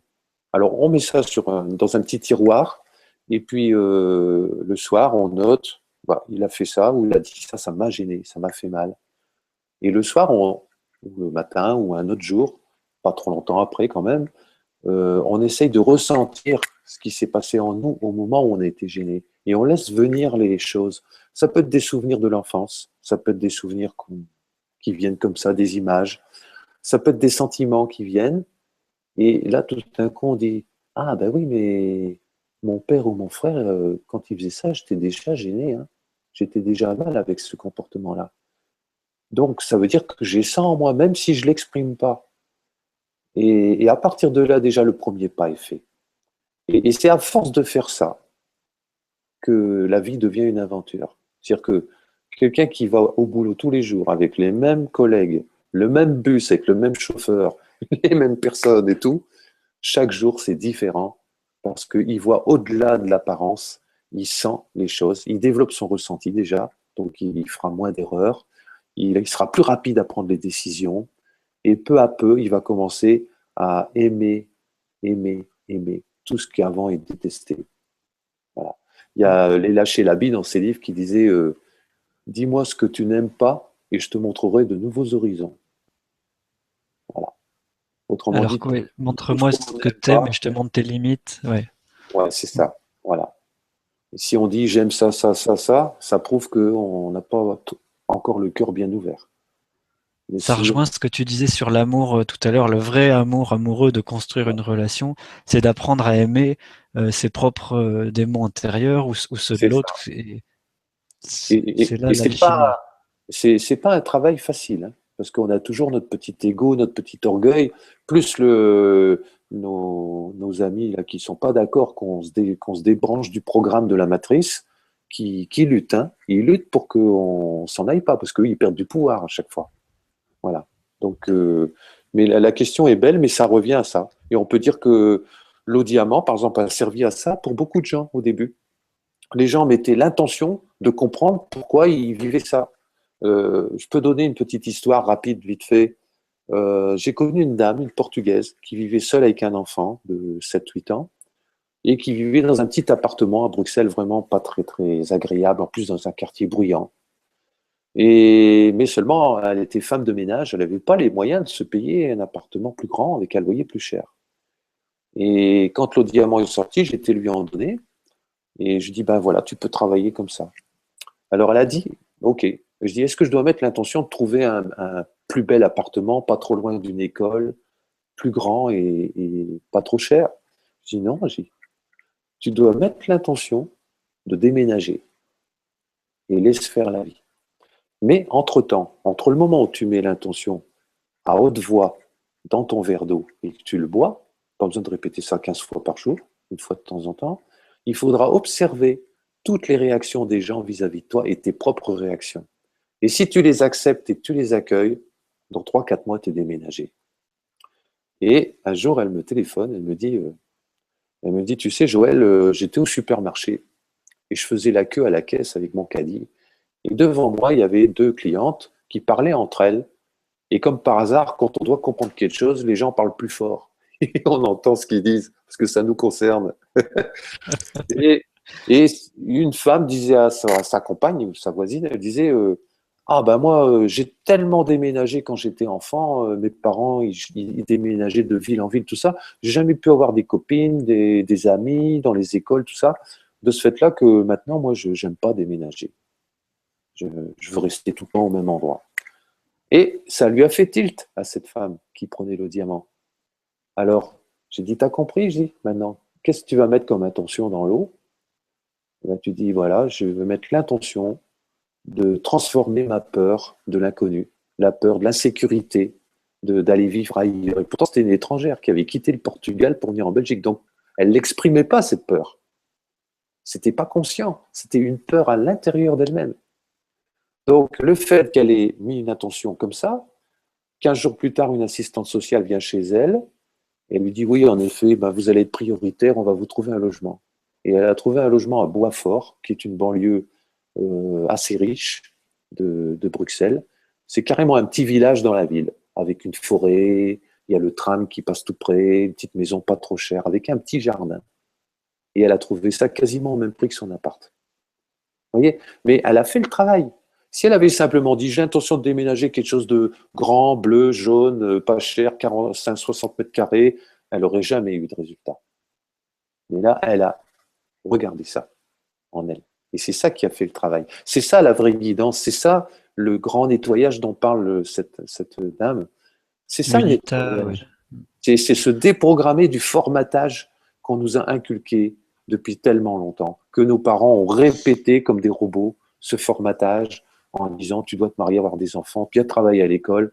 Et déjà quand on est, il y a le curé qui dit t'es plein de péchés. Hein, il nous fout de la flotte sur la tronche au baptême. Bon. Déjà, tu vois les énergies qu'on nous envoie. Ensuite, tu as papa, maman qui disent il faut que tu travailles bien à l'école, sinon plus tard tu seras un clochard. Tu réussiras rien dans ta vie. Autrement dit, tu es trop con. Il faut que tu apprennes. Voilà. Et puis après, tu es obligé de faire ci, de faire ça, de faire ça. Et tu es déjà mis sur des rails à la naissance. Donc on est déjà formaté tout en ayant un libre arbitre très étriqué, comme le cheval à qui on a mis des œillères. il peut choisir que ce qu'il a dans son côté très étriqué. Et il faut enlever les œillères, ouvrir, ouvrir, ouvrir et dire tout est possible. Mais qu'est-ce qui m'empêche, moi, de vivre ma vie? Voilà. De toute façon, il y a trois sortes de personnes sur Terre. Il y a ceux qui fonctionnent, ça ce sont les morts.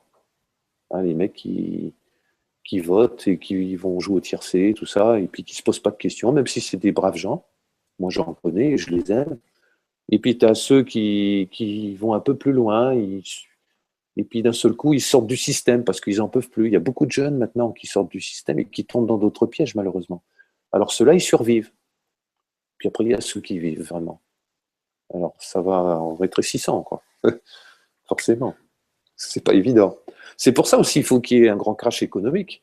Parce qu'une fois que les gens n'auront plus d'argent, qu'ils pourront plus aller au sport d'hiver et tout ça, ils vont devoir apprendre à vivre. Et non. Et d'abord à survivre et ensuite à vivre. Donc ça va faire le tri. Hein, la séparation des brebis et des boucs, c'est ça. Hein. On est en plein dedans. Hein. C'est magnifique. On vit une période extraordinaire. C'est redoutable, mais c'est extraordinaire. Ouais, parce que tu vois déjà les graines voilà, pour la nouvelle terre et pour la nouvelle humanité. Donc, Ouais. bah, merci Joël et merci Lunita. Si tu veux, on va avancer un petit peu parce que j'ai vu plein de questions super. Il y a Bon. quelqu'un qui demandait les coordonnées du livre, les dialogues avec l'ange. Si tu peux Alors, rappeler. oui, alors c'est Gita, ça s'écrit G-I-2-T-A. G-I-2-T-A. Malas, donc je crois qu'il y a deux L, M-A, deux L-A-S-C-Z, comme beaucoup de noms hongrois. Et il s'appelle Dialogue avec l'ange. Il est très connu. On peut le trouver dans les FNAC et tout ça dans le rayon ésotérique, ou on peut le commander dans un magasin s'ils ne l'ont pas. C'est un livre qui est paru dans les années 60, tout ça, qui raconte une expérience de quatre Hongrois pendant l'occupation allemande à Budapest en 1943. C'est un bouquin génial. Il est même passé au Grand Échiquier de Jacques Chancel dans le temps, une émission que les jeunes ne connaissent pas, qui était une émission littéraire. C'est vraiment fort. Il faut quelquefois relire 15 fois la même phrase avant de comprendre. Mais quand tu as compris, ça change les choses. C'est génial. Ben super, merci Joël. Il y a Dorian Poussière d'étoiles, voilà, c'est toi qui demandais tout à l'heure, on peut y arriver sans les outils. Bah oui, c'est juste des chaises roulantes, ça va plus vite, des fois ça fait craquer les pullovers, ça permet de peut-être mettre des petits coups de boost. Il y a des gens, ils font une séance, d'autres trois, d'autres, comme nous, on s'en fait depuis, puis dès qu'il y a un truc qui sort, on s'en fait, on s'en fait, on s'en fait, et on Voilà. expérimente. Il y a qui en sont à 150 séances depuis 8 ans. Et ils continuent, et à chaque fois, ça bouge, ça bouge, ça bouge. Après, ça devient très subtil, forcément. Ouais. Et Alors, il y a une question qui... oui. Oui, pardon Joël. Il y a Non, une non, question... oui, vas-y. Il y a le C'était un retard. détail. Et tu dis, allô, je te capte, je te capte. C'est un détail, donc tu peux y aller. Alors, il y a Nathalie Vorabour qui nous parle ouais, je crois que ça va relier les prophéties. Et j'avais parlé Oui. du géant, du colosse au pied d'argile. Peut-être ça va te faire penser à ça, Joël. Bonsoir Julien, bonsoir Joël. Concernant la prophétie parlant de la bête à 7 têtes, ne pensez-vous pas que cela peut être le dollar? Les 7 têtes correspondant aux 7 billets avec les 7 têtes de président. 2008 étant la chute des marchés financiers. Merci Nathalie. Bon, ça c'est chouette. Merci Nathalie pour cette belle question. Moi, je ne crois pas qu'il s'agit du dollar. Je ressens que la bête qui a 7 têtes et 10 cornes, hein. Alors là, il faut savoir les symboles des nombres. Le 7, c'est un nombre qui indique tout ce qui est complet dans l'abstrait. C'est pour ça qu'il y a 7 couleurs principales dans l'arc-en-ciel, sur notre planète, parce qu'il y a des planètes où il y en a 9. Et bon, ici, c'est 7. C'est pour ça qu'il y a les 7 sons de la gamme principaux. C'est pour ça que les scientifiques ont trouvé ça il y a déjà 40 ans, qu'on a 7 fréquences d'odeur et de saveur principales au niveau donc, des papilles et au niveau du système olfactif. Donc le 7, c'est vraiment quelque chose qu'on ne voit pas, qu'on ne touche pas. C'est quelque chose qui est complet, mais dans l'énergie. Donc ça voudrait dire que cette bête, elle est dirigée par une puissance, un consortium qu'on ne voit pas. Ok ? Elle a 10 cornes. 10, c'est la même chose que 7, mais dans le concret. C'est pour ça qu'on n'a pas 7 doigts, on en a 10. Et on a aussi 10 orteils. Parce que c'est pour prendre, c'est pour toucher la matière. Et donc, cette tête, ça veut dire que c'est une puissance extraterrestre, on va dire négative, j'aime pas ce mot-là, parce qu'elle fait son boulot, qui dirige tout ce qui est décidé sur la planète. Même les gouvernements ne sont pas au courant, la plupart. C'est encore au-dessus d'eux qui sont au courant. Ils sont très peu de personnes à être au courant. Alors, c'est cette tête édicorne, on dirige le monde déjà depuis des milliers d'années. Et maintenant, on en arrive à leur fin. Ils vont perdre leur pouvoir. Mais comme il va encore avoir une période dans la 4e dimension sur la planète Terre, sur cette vieille planète, où les gens vont encore devoir vivre dans le bien et dans le mal, ils essaient de récupérer un maximum de gens qui restent endormis. C'est pour ça que des gens comme nous, on est dénigrés. On est traités de fous, de gourous, de sectes, de tout ce qu'on veut. C'est fait exprès pour pas que les gens s'éveillent. Voilà. Alors maintenant, pour les marchés financiers, je vais raconter brièvement une prophétie que j'ai beaucoup étudiée longtemps, qui est la prophétie de Daniel, chapitre 11 et 12. Un jour, Super. dans la nuit du 16 au 17 août, dans un rêve, on me dit tu es Zacharie, regarde aujourd'hui la prophétie de Daniel, chapitre 11, l'histoire du roi du Nord et du roi du Sud commence aujourd'hui. À l'époque, j'habitais dans le Lot. J'avais une toute petite télé, un vieux machin, et aux informations de 13 heures, tout en sachant que la télé donne quasiment jamais d'informations importantes, je vois un événement aux infos de 13 heures qui dit, voilà, aujourd'hui c'est l'enterrement posthume des 4 magistrats qui ont été assassinés en Algérie. C'était même pas le jour de l'assassinat, c'était le jour de l'enterrement, qui était le 17 août 1994. Tiens, bizarre. Alors je regarde la prophétie, chapitre 11, à la fin, il dit le roi du Sud va harceler le roi du Nord, puis le roi du Nord, il va se mettre en colère, il va envoyer ses chars, ses avions, enfin à l'époque il n'y avait pas d'avion, mais il disait autre chose, c'était ses chevaux, son armée, pour détruire et pour attaquer le roi du Sud. Et je me dis, tiens, c'est bizarre, je ne comprenais pas cette prophétie. Je dis que ça a rapport avec l'assassinat de 2 Européens tués par des musulmans.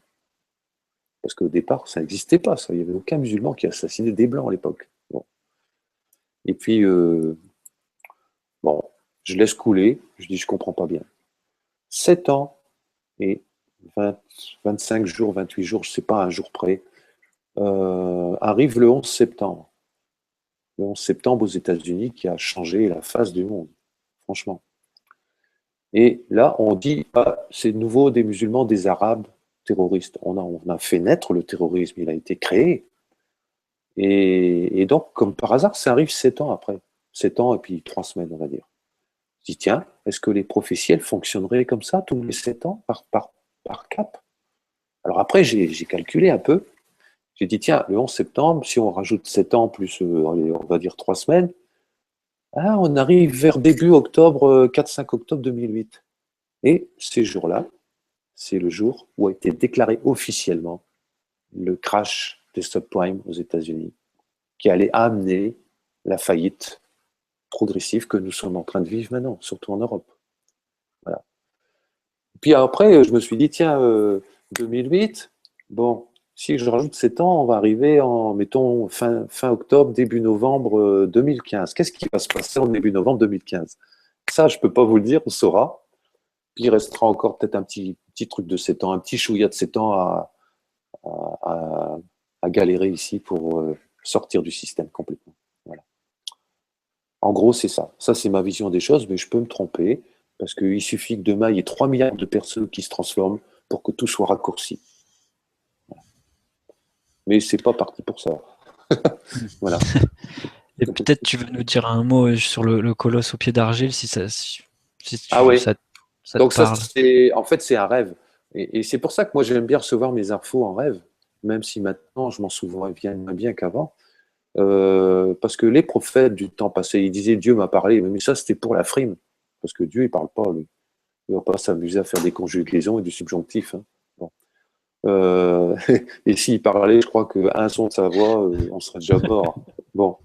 Et donc, la plupart des prophètes recevaient en vision et en rêve. Hein. Quasiment tous. Hein.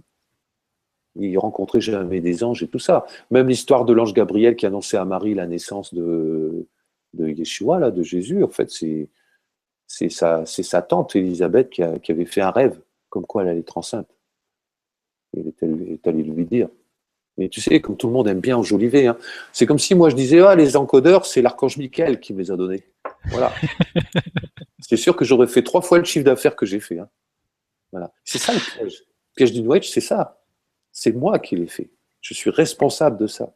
Tu vois, et donc, Nabucodonosor, à l'époque, avait conquis Israël, et il y avait parmi eux un certain Daniel qui était assez fort dans l'interprétation des rêves. Un prisonnier juif, mais un prisonnier de luxe. Hein, il était au palais, voilà. Et un jour, il a fait un rêve d'une statue que tout le monde connaît, ce rêve, avec une tête en or, un poitrail en argent, des cuisses, le ventre, tout ça en cuivre. Les jambes, c'était en métal, en fer, qui se prolongeait jusqu'au pied de fer dans lequel était mélangé de l'argile. Et dans le rêve, le roi dit à Daniel, il dit, écoute, à la fin, il y a une grosse boule, une grosse pierre qui est descendue des cieux, là, qui n'a pas été faite par des mains d'hommes, hein, ça venait d'ailleurs. Et elle a tapé la statue au pied, et tout s'est écroulé. Alors, voilà ce que Daniel a répondu. Il a dit, la tête d'or, c'est toi. Autrement dit, c'est l'empire babylonien qui dirigeait le monde à l'époque, comme c'est le cas de l'empire anglo-saxon maintenant, anglo-américain. Puis après, viendra le prince de Perse. C'est écrit clairement comme ça dans la Bible. Hein. Et qu'est-ce qui s'est passé en l'an, je ne sais plus combien, c'était environ 500 ans avant notre ère. Eh ben, Cyrus le Grand, le roi de Perse, et Darius le Mède ont conquis Babylone. Et ils ont régné sur le monde économique, politique, culturel de l'époque pendant 2, 3 siècles, je ne sais plus. Et ensuite, il a dit, Daniel, après viendra le prince de Grèce. Là, les cuisses, le ventre en cuivre. Alexandre le Grand a conquis les Perses et les Mèdes. Et il a régné 2 siècles sur le monde culturel et socio-politique, économique et guerrier de l'époque. Et après, qu'est-ce qui est venu? Les jambes. Alors là, il ne dit plus d'où ça vient, Daniel. Il dit, il y a un royaume qui va durer longtemps, en fer. Donc le fer, ça représente la dictature, la dureté, la cruauté. Hein. L'Empire romain, voilà, avec l'Église, le Vatican, tout ça. Et comme par hasard, l'Italie a la forme d'une jambe. Ah oui, Eh effectivement. oui, c'est bizarre quand même, ces coïncidences. Et en fait, c'est donc Rome qui a régné. Il a régné au début, il a régné politiquement et militairement pendant 300-400 ans. Et ça a été relayé après par la religion, le Vatican, qui a imposé sa loi aux monarques de l'époque, en tout cas dans toute l'Europe. Donc c'était une continuation de domination. Voilà. Et les pieds d'argile, les pieds de fer mêlés d'argile, on sait que l'argile et le fer, ça ne se mélange pas. Et le Daniel, il dit, à l'argile, ça représente le peuple qui ne voudra plus obéir au gouvernement. On est quasiment dans cette époque-là déjà depuis un bon moment. Voilà. Alors la dernière puissance qui règne sur la planète, avant que la pierre, Daniel a dit, cette pierre qui tombe du ciel, il appelait ça le royaume de Dieu, qui tombe sur la terre, comme ça, comme une pierre, et qui détruit tout. Voilà. En fait, il dit le peuple ne voudra plus s'allier au gouvernement, c'est-à-dire qu'il va commencer à douter de l'honnêteté de ceux qui les gouvernent, ils vont plus obéir au doigt et à l'œil comme ça se faisait avant. Et c'est la dernière puissance mondiale qui dirige le monde économique, militaire, industriel, tout ça. La dernière puissance mondiale a démarré avec l'Empire anglais dans les années 1867-70 et qui s'est prolongée dans l'Empire américain, mais qui est la même chose, parce que tout est dirigé depuis Londres. Hein. Même l'Amérique ne fait pas ce qu'elle veut. Voilà. Donc c'est cet empire-là qui est le dernier de ce cycle de puissances qui se sont succédés depuis la chute de l'Atlantide. Donc 5 puissances, mais il y en a eu 2 avant. Il y a eu la Syrie et l'Égypte. La première, ça a été l'Égypte après la chute de l'Atlantide. Il y en a eu 7, là encore 7.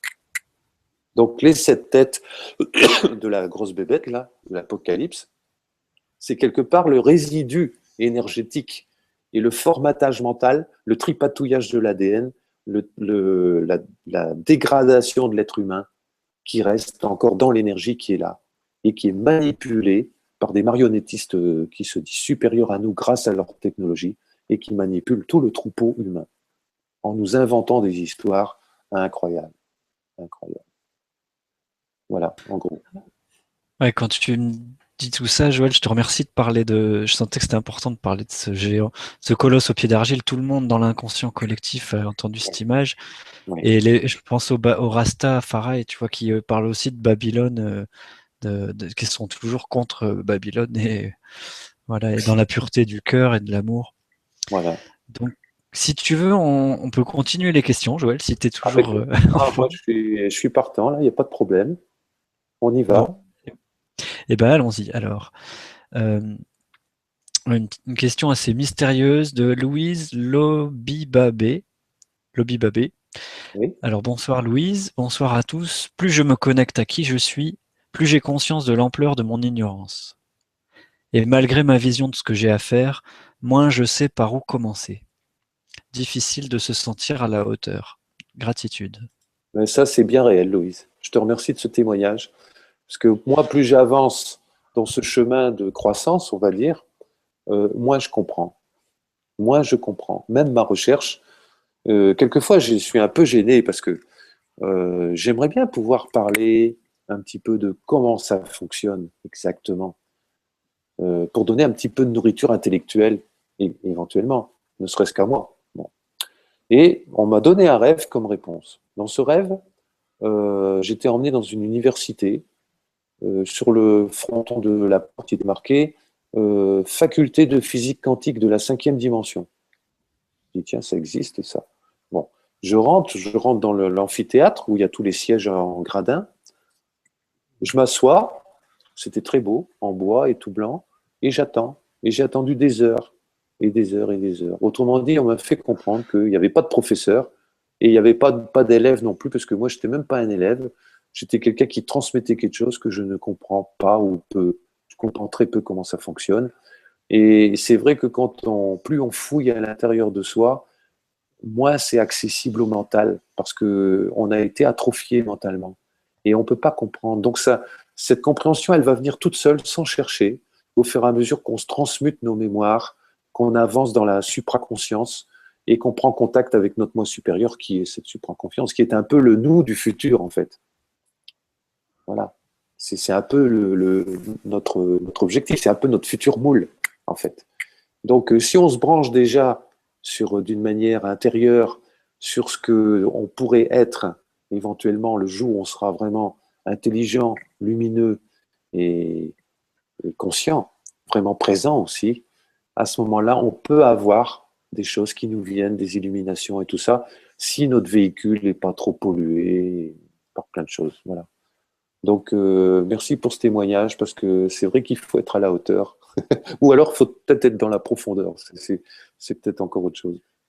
Voilà. Oui, tu parles souvent d'humilité, la profondeur, d'être dans la terre, de réunifier les deux hémisphères pour être entre le mental, comme De Vinci, entre le mental et l'intuition, et Ouais. réunir dans une troisième chose Toujours qui cette est le. verticalité, c'est important la verticalité. Tu sais, j'ai compris aussi une chose, je ne sais pas si c'est vrai, mais quand à l'école on me disait 1 égale 2, moi je n'étais pas d'accord. Je n'étais pas d'accord. Pour moi, 1 et 1, ça n'a jamais fait que 2. Il y a autre chose. Si tu mets deux objets l'un à côté de l'autre, il y a une relation qui s'installe, ça fait 1 égale 3. Hein. Leur influence va jouer sur la matière sur laquelle ils sont posés, ça fait 1 égale 4. Et puis sur l'environnement, 1 égale 6. Et puis en même temps, sur les sphères plus élevées, ça fait 1 égale 7. Et pour finir, 1 et 1 égale l'infini.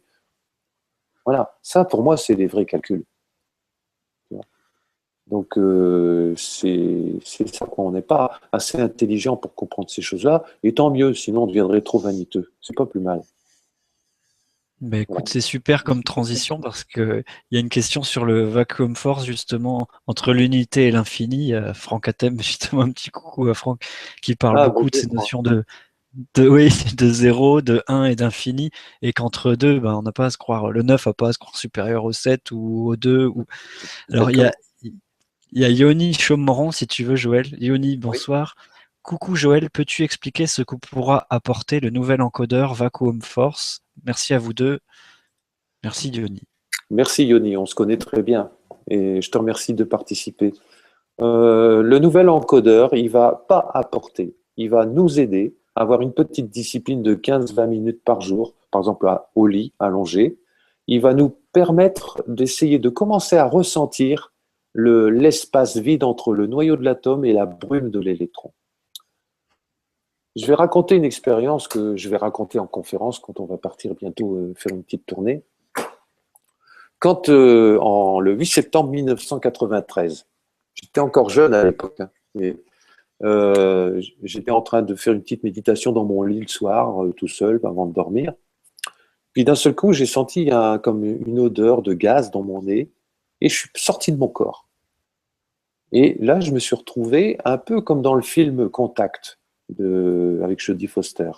C'est-à-dire, j'ai été suspendu au-dessus de la Voie lactée, la galaxie. Je trouvais ça magnifique. Je dis, oh là là, j'ai fait un voyage astral, j'étais heureux. Et il y a 3 phrases qui me sont montées du ventre. Pas d'ici, ni de là, mais du ventre. J'ai jamais vécu ça avant. Qui me disait, il y a une phrase qui monte qui dit, ah, je suis tout ça. Ah. Puis alors là, ça s'ouvrait, ça s'ouvrait. La deuxième phrase, d'un seul coup, je sens que ça bloque là, ça monte.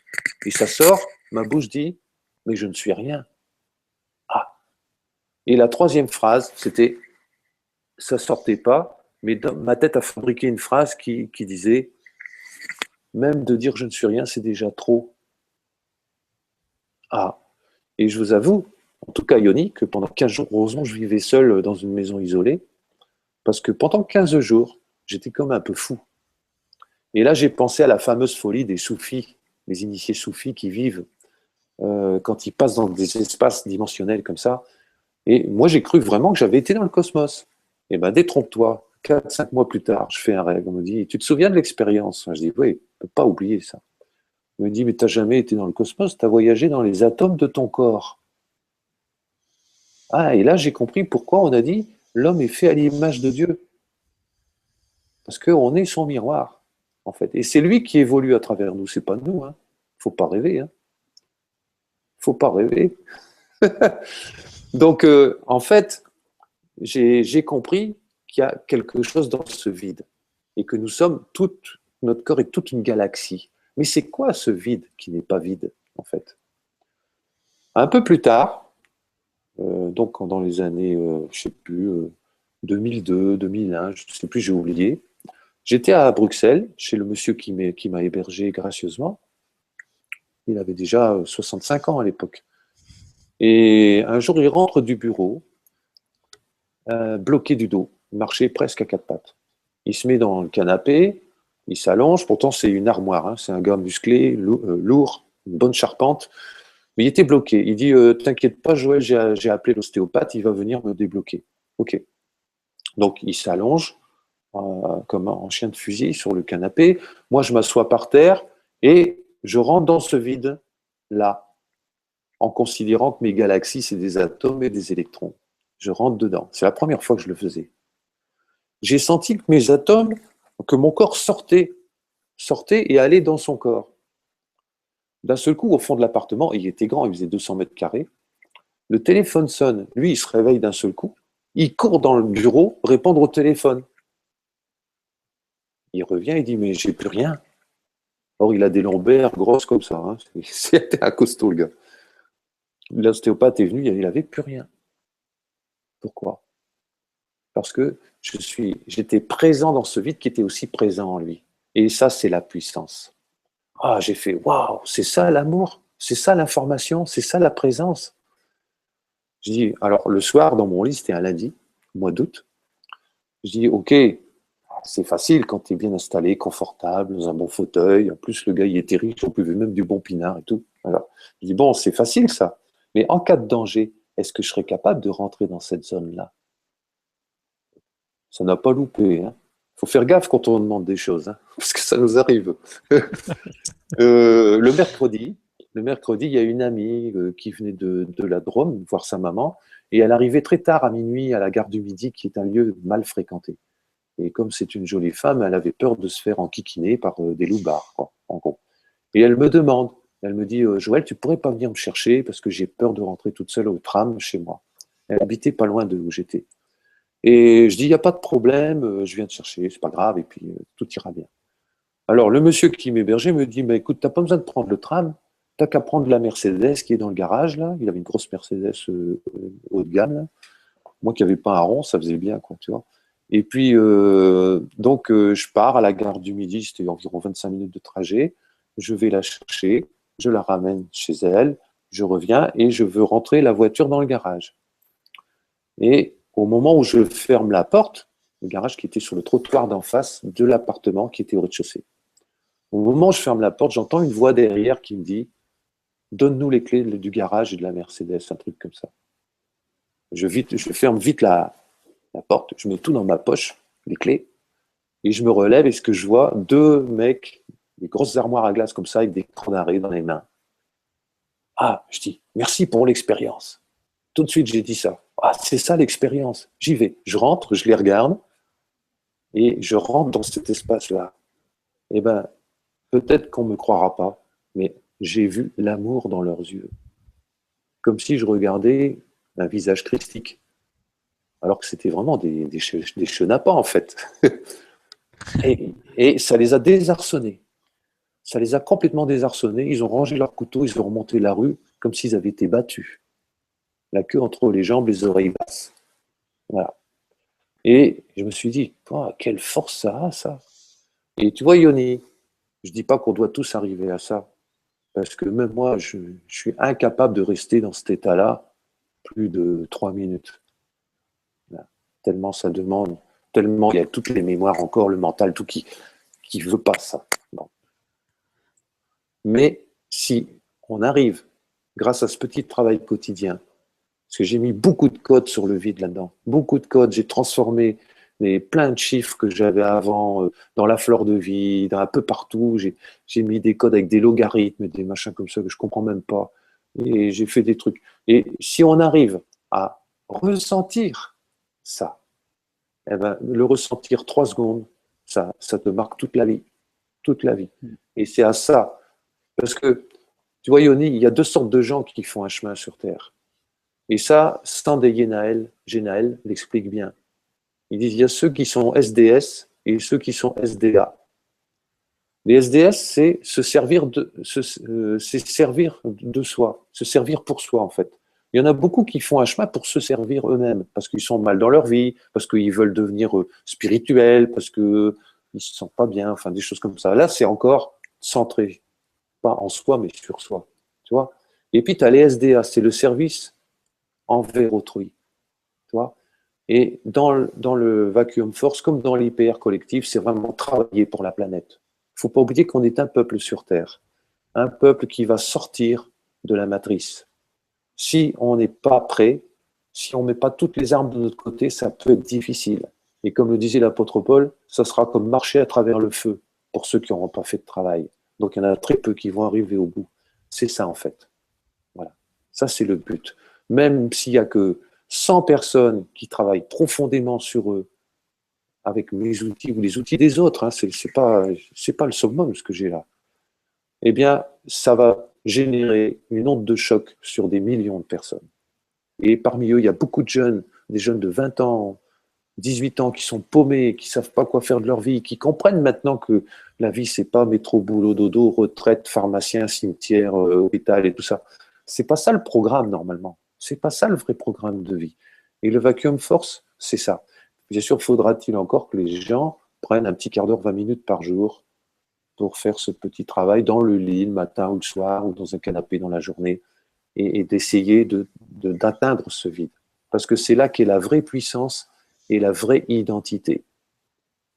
L'identité du tout et du rien, en quelque sorte. Ouais. Donc, il ne faut pas compter que cet encodeur t'apporte ça si tu ne fais pas d'effort. Ça, c'est sûr. Bah, super, merci Joël. Voilà. Merci Yoni, merci Joël. Juste pour témoigner, tu viens de parler des codes sur la fleur de vie. J'ai vécu quelque chose de similaire à ça avec le vide, le tout et le rien. Et le matin, j'avais un peu les fils qui se touchent. C'est un ami qui m'avait fait faire des rosaces avec un compas, tu sais, et j'avais tracé les 7 cercles et le germe de vie. Et en fait, c'est un atelier aussi puissant sur la géométrie sacrée. Ça m'avait fait vivre cet espace-là dans la nuit. de flotter dans un espace, comme tu dis, dans les atomes du corps. Donc, on a hâte de découvrir ce que tu as fait avec le Vacuum Force, voir ce qu'on va Ouais. expérimenter. Voilà, puis il va bouger le Vacuum Force, parce que là, j'ai presque tout fini les codes. J'ai pas encore les encodeurs. Normalement, ils devraient arriver pour le 15 mai. Ils seront vendus 100 euros pièce, parce que j'estime que ça les vaut largement. Puis ça va enrichir les caisses de l'État avec les taxes. Et puis, mais il y aura encore des nouveaux codes au fur et à mesure que les gens font le travail. Moi, je suis stimulé pour ajouter des codes, comme ça a fait pour le diamant, la PMT et tout le reste, quoi. Donc, on verra bien. Je dis pas que ça va être un miracle, mais en tout cas, ça, moi, je fais des essais sur moi. C'est pas mal. Enfin, moi, ça me convient bien. Voilà. Ben, merci Joël, merci Yoni. Je t'en prie. Si tu veux, ça fait 1h50 qu'on est en direct. Si tu veux, on prend encore quelques questions, Joël. Avec grand plaisir. Alors voilà, j'ai retrouvé de l'eau diamant. C'est Daniel qui nous dit bonsoir, j'ai retrouvé de l'eau diamant qui m'avait été donnée il y a une dizaine d'années et j'aurais aimé savoir si elle a toujours la même valeur et si je peux l'utiliser. Merci beaucoup. Oui, oui, tu peux l'utiliser, il n'y a pas de problème, hein. On a vu des gens avoir un flacon d'eau diamant quelque part qui a traîné dans une armoire et puis 5 ans, 6 ans après, elle était pas, elle a gardé. Si tu veux, l'eau diamant, c'est pas une eau énergétique. Si c'était que de l'énergie, forcément, elle aurait perdu un petit peu de cette énergie. C'est pas de la quatrième dimension, c'est de la cinquième. Dans la cinquième, on parle plus d'énergie, on parle de conscience. Donc la conscience, elle reste toujours. D'ailleurs, si on va près de certains lacs qui, depuis 15 ans maintenant, se sont transformés en eau diamant, on peut sentir l'énergie dès qu'on arrive au bord. Et on peut voir aussi le comportement des gens au bord de ces endroits, qui est beaucoup plus harmonieux, plus calme, plus léger. Voilà. Ça, c'est Ayette qui m'en a parlé quand ils étaient allés avec David en vacances dans les Vosges. J'avais dit que c'était un peu spécial, là, au bord des lacs, comme les gens étaient calmes. Et c'est vrai que tous les lacs des Vosges ont été inondés d'eau diamant. Et depuis, ils se sont multipliés et l'eau s'est multipliée tout le temps, hein. Voilà. Donc, il Ouais, n'y a pas de problème, Nathalie. Tu peux. C'est Nathalie, non? Non, Daniel. c'est Oui, Daniel, c'est oui. Daniel. Oui, Daniel. Pas de problème, tu peux l'utiliser. Il n'y a pas de problème. Tu verras. Alors oui, t'as parlé d'Ayette, j'en profite pour dire coucou à David et à Oui, Ayette, qui sont moi des aussi. amours tous Moi les deux. aussi. Oui. On vous embrasse. Alors, il y a une question intéressante de Nada Nada qui nous dit comment retrouver sa joie dans les moments difficiles. Oui, aïe, aïe. Je pense qu'il ne faut pas se fabriquer la joie. Moi, j'ai eu beaucoup de périodes tristes et nostalgiques, et puis des périodes en longueur, hein.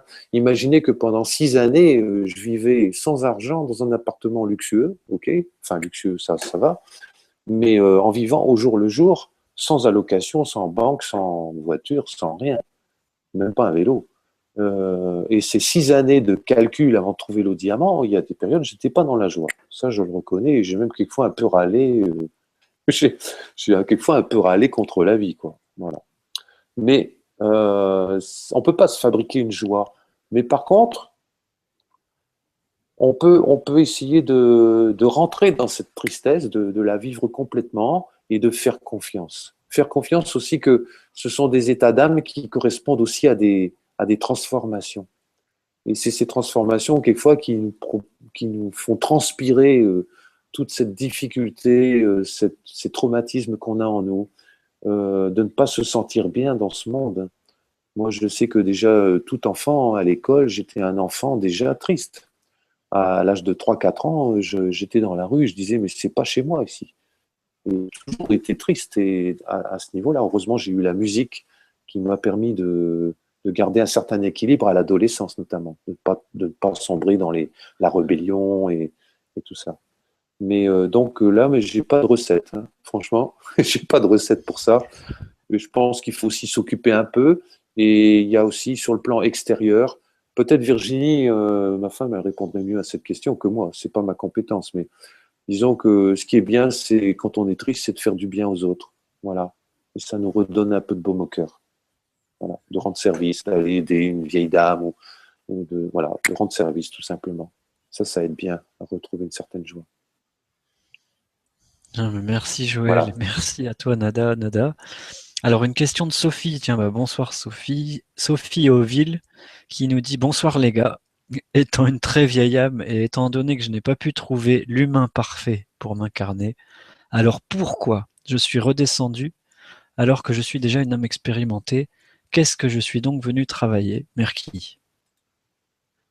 Bon, Sophie, c'est normal qu'à la fin d'un cycle comme maintenant, on va pas faire réincarner sur Terre des piliers de bistrot pour faire passer le cap aux gens. Hein. Donc, en général, il y a depuis depuis le milieu du siècle, même déjà du XXe siècle, donc dans les années 14, 18, il y a beaucoup d'âmes évoluées qui se sont incarnées dans un monde difficile, exprès, parce que en eux, de par leur courage et leur foi, ils ne se rendent pas compte. On ne se rend pas compte qu'on agit sur le monde entier, sur toute l'humanité. Voilà. Mais c'est certain que tu as aussi, comme moi, certainement des choses à conscientiser en toi pour les accepter, les accueillir et permettre leur transformation. C'est pas évident, mais ça tu le sauras pas. Tu le sauras qu'au fur et à mesure que tu vas prendre conscience des parties de toi que tu ignores encore. Mais tu sauras pas pourquoi tu es venu travailler avant. Tu le sais à la fin. Faut le découvrir sur la route, quoi. Et oui, oui, ça se découvre vraiment petit à petit comme un puzzle dont on trouve chaque morceau. Puis après, il faut savoir les placer pour avoir le paysage général. Alors, dans le même style, il y a Nathalie Cup Nathalie qui dit Oui. pourquoi certaines âmes ont décidé de se charger la barque avant de s'incarner. Est-ce pour accélérer leur travail ou peut-il y avoir d'autres raisons plus collectives, comme tu viens de le dire? Oui, il y a des raisons collectives et il y a aussi, il y a certainement plein de raisons différentes que j'ignore complètement. Il peut y avoir aussi des raisons même de famille d'âmes, en disant, oh là là, j'ai une famille d'âmes là, ils sont pas très doués pour avancer dans la conscience. Moi, j'ai déjà bien de l'expérience, j'ai déjà acquis beaucoup de sagesse et d'amour, donc je vais descendre pour aller les aider. Tant pis ce que ça va me coûter, mais j'y vais. Donc il y a quelquefois des raisons, même personnelles à l'âme, hein. Et puis il y a cette fameuse raison aussi qu'on est à la fin des temps, à la fin, pas la fin du monde, hein, ça c'est vraiment encore une connerie, c'est la fin d'un monde, le monde de la domination sur un peuple d'esclaves qui se termine, pas pour tout le monde, hein, pour ceux qui passeront le cap. Voilà. Donc il y en a qui se sont même chargés la barque un peu trop, ce qui fait que ça explique parfois les morts de nourrissons, hein, la mort des nouveau-nés. Quand l'âme elle rentre dans le corps du bébé, elle se rend compte comment ça va être difficile et qu'elle s'est dit, oh là là, je me suis fait un truc trop lourd, là. J'y arriverai pas. Donc elle meurt pour se Ça, réincarner quelquefois un an après pour en allégeance sa feuille. ça peut aider beaucoup de parents qui ont fait soit des fausses couches, ouais, qui ont perdu un mort-né, enfin un nouveau-né, c'est ce que tu Oui. viens de dire. C'est l'âme qui En décide là. reliant. Ah oui, on peut rien faire, hein. L'âme décide. Ouais. Donc voilà, Alors j'espère toujours, que j'ai répondu. bah Oui. oui, merci à toi Joël, merci Nathalie. Effectivement, les deux questions s'enchaînaient parfaitement. Il y a Nada qui nous repose une question intéressante. J'ai l'impression de ne pas réussir à comprendre tout dans l'éveil de conscience. Je me mélange parfois et je ne sais plus qui croire. Surtout, je suis plutôt naïve et je ne souhaite pas écouter n'importe qui. Comment faire? Des conseils, merci. Alors déjà, il faut pas croire. Déjà, première chose, il faut pas croire. Il faut ressentir. Comme tu es une femme, normalement, tu devrais ressentir. Si tu lis, mettons, le livre sur l'eau diamant ou un texte qui a été écrit, ne serait-ce que le livre de Virginie aussi, qui parle du plongeon à l'envol sur le même site, hein, stillstampstel.net, et que tu ressens quelque chose, une émotion, un ressenti dans ton cœur, dans ton ventre, dans ton esprit, ça, c'est ton âme qui te répond en disant, ouais, c'est là, c'est par là que tu dois aller. Voilà. Maintenant, si avec ton mental, tu cherches qui écouter, qui croire et tout ça, tu es mal barré.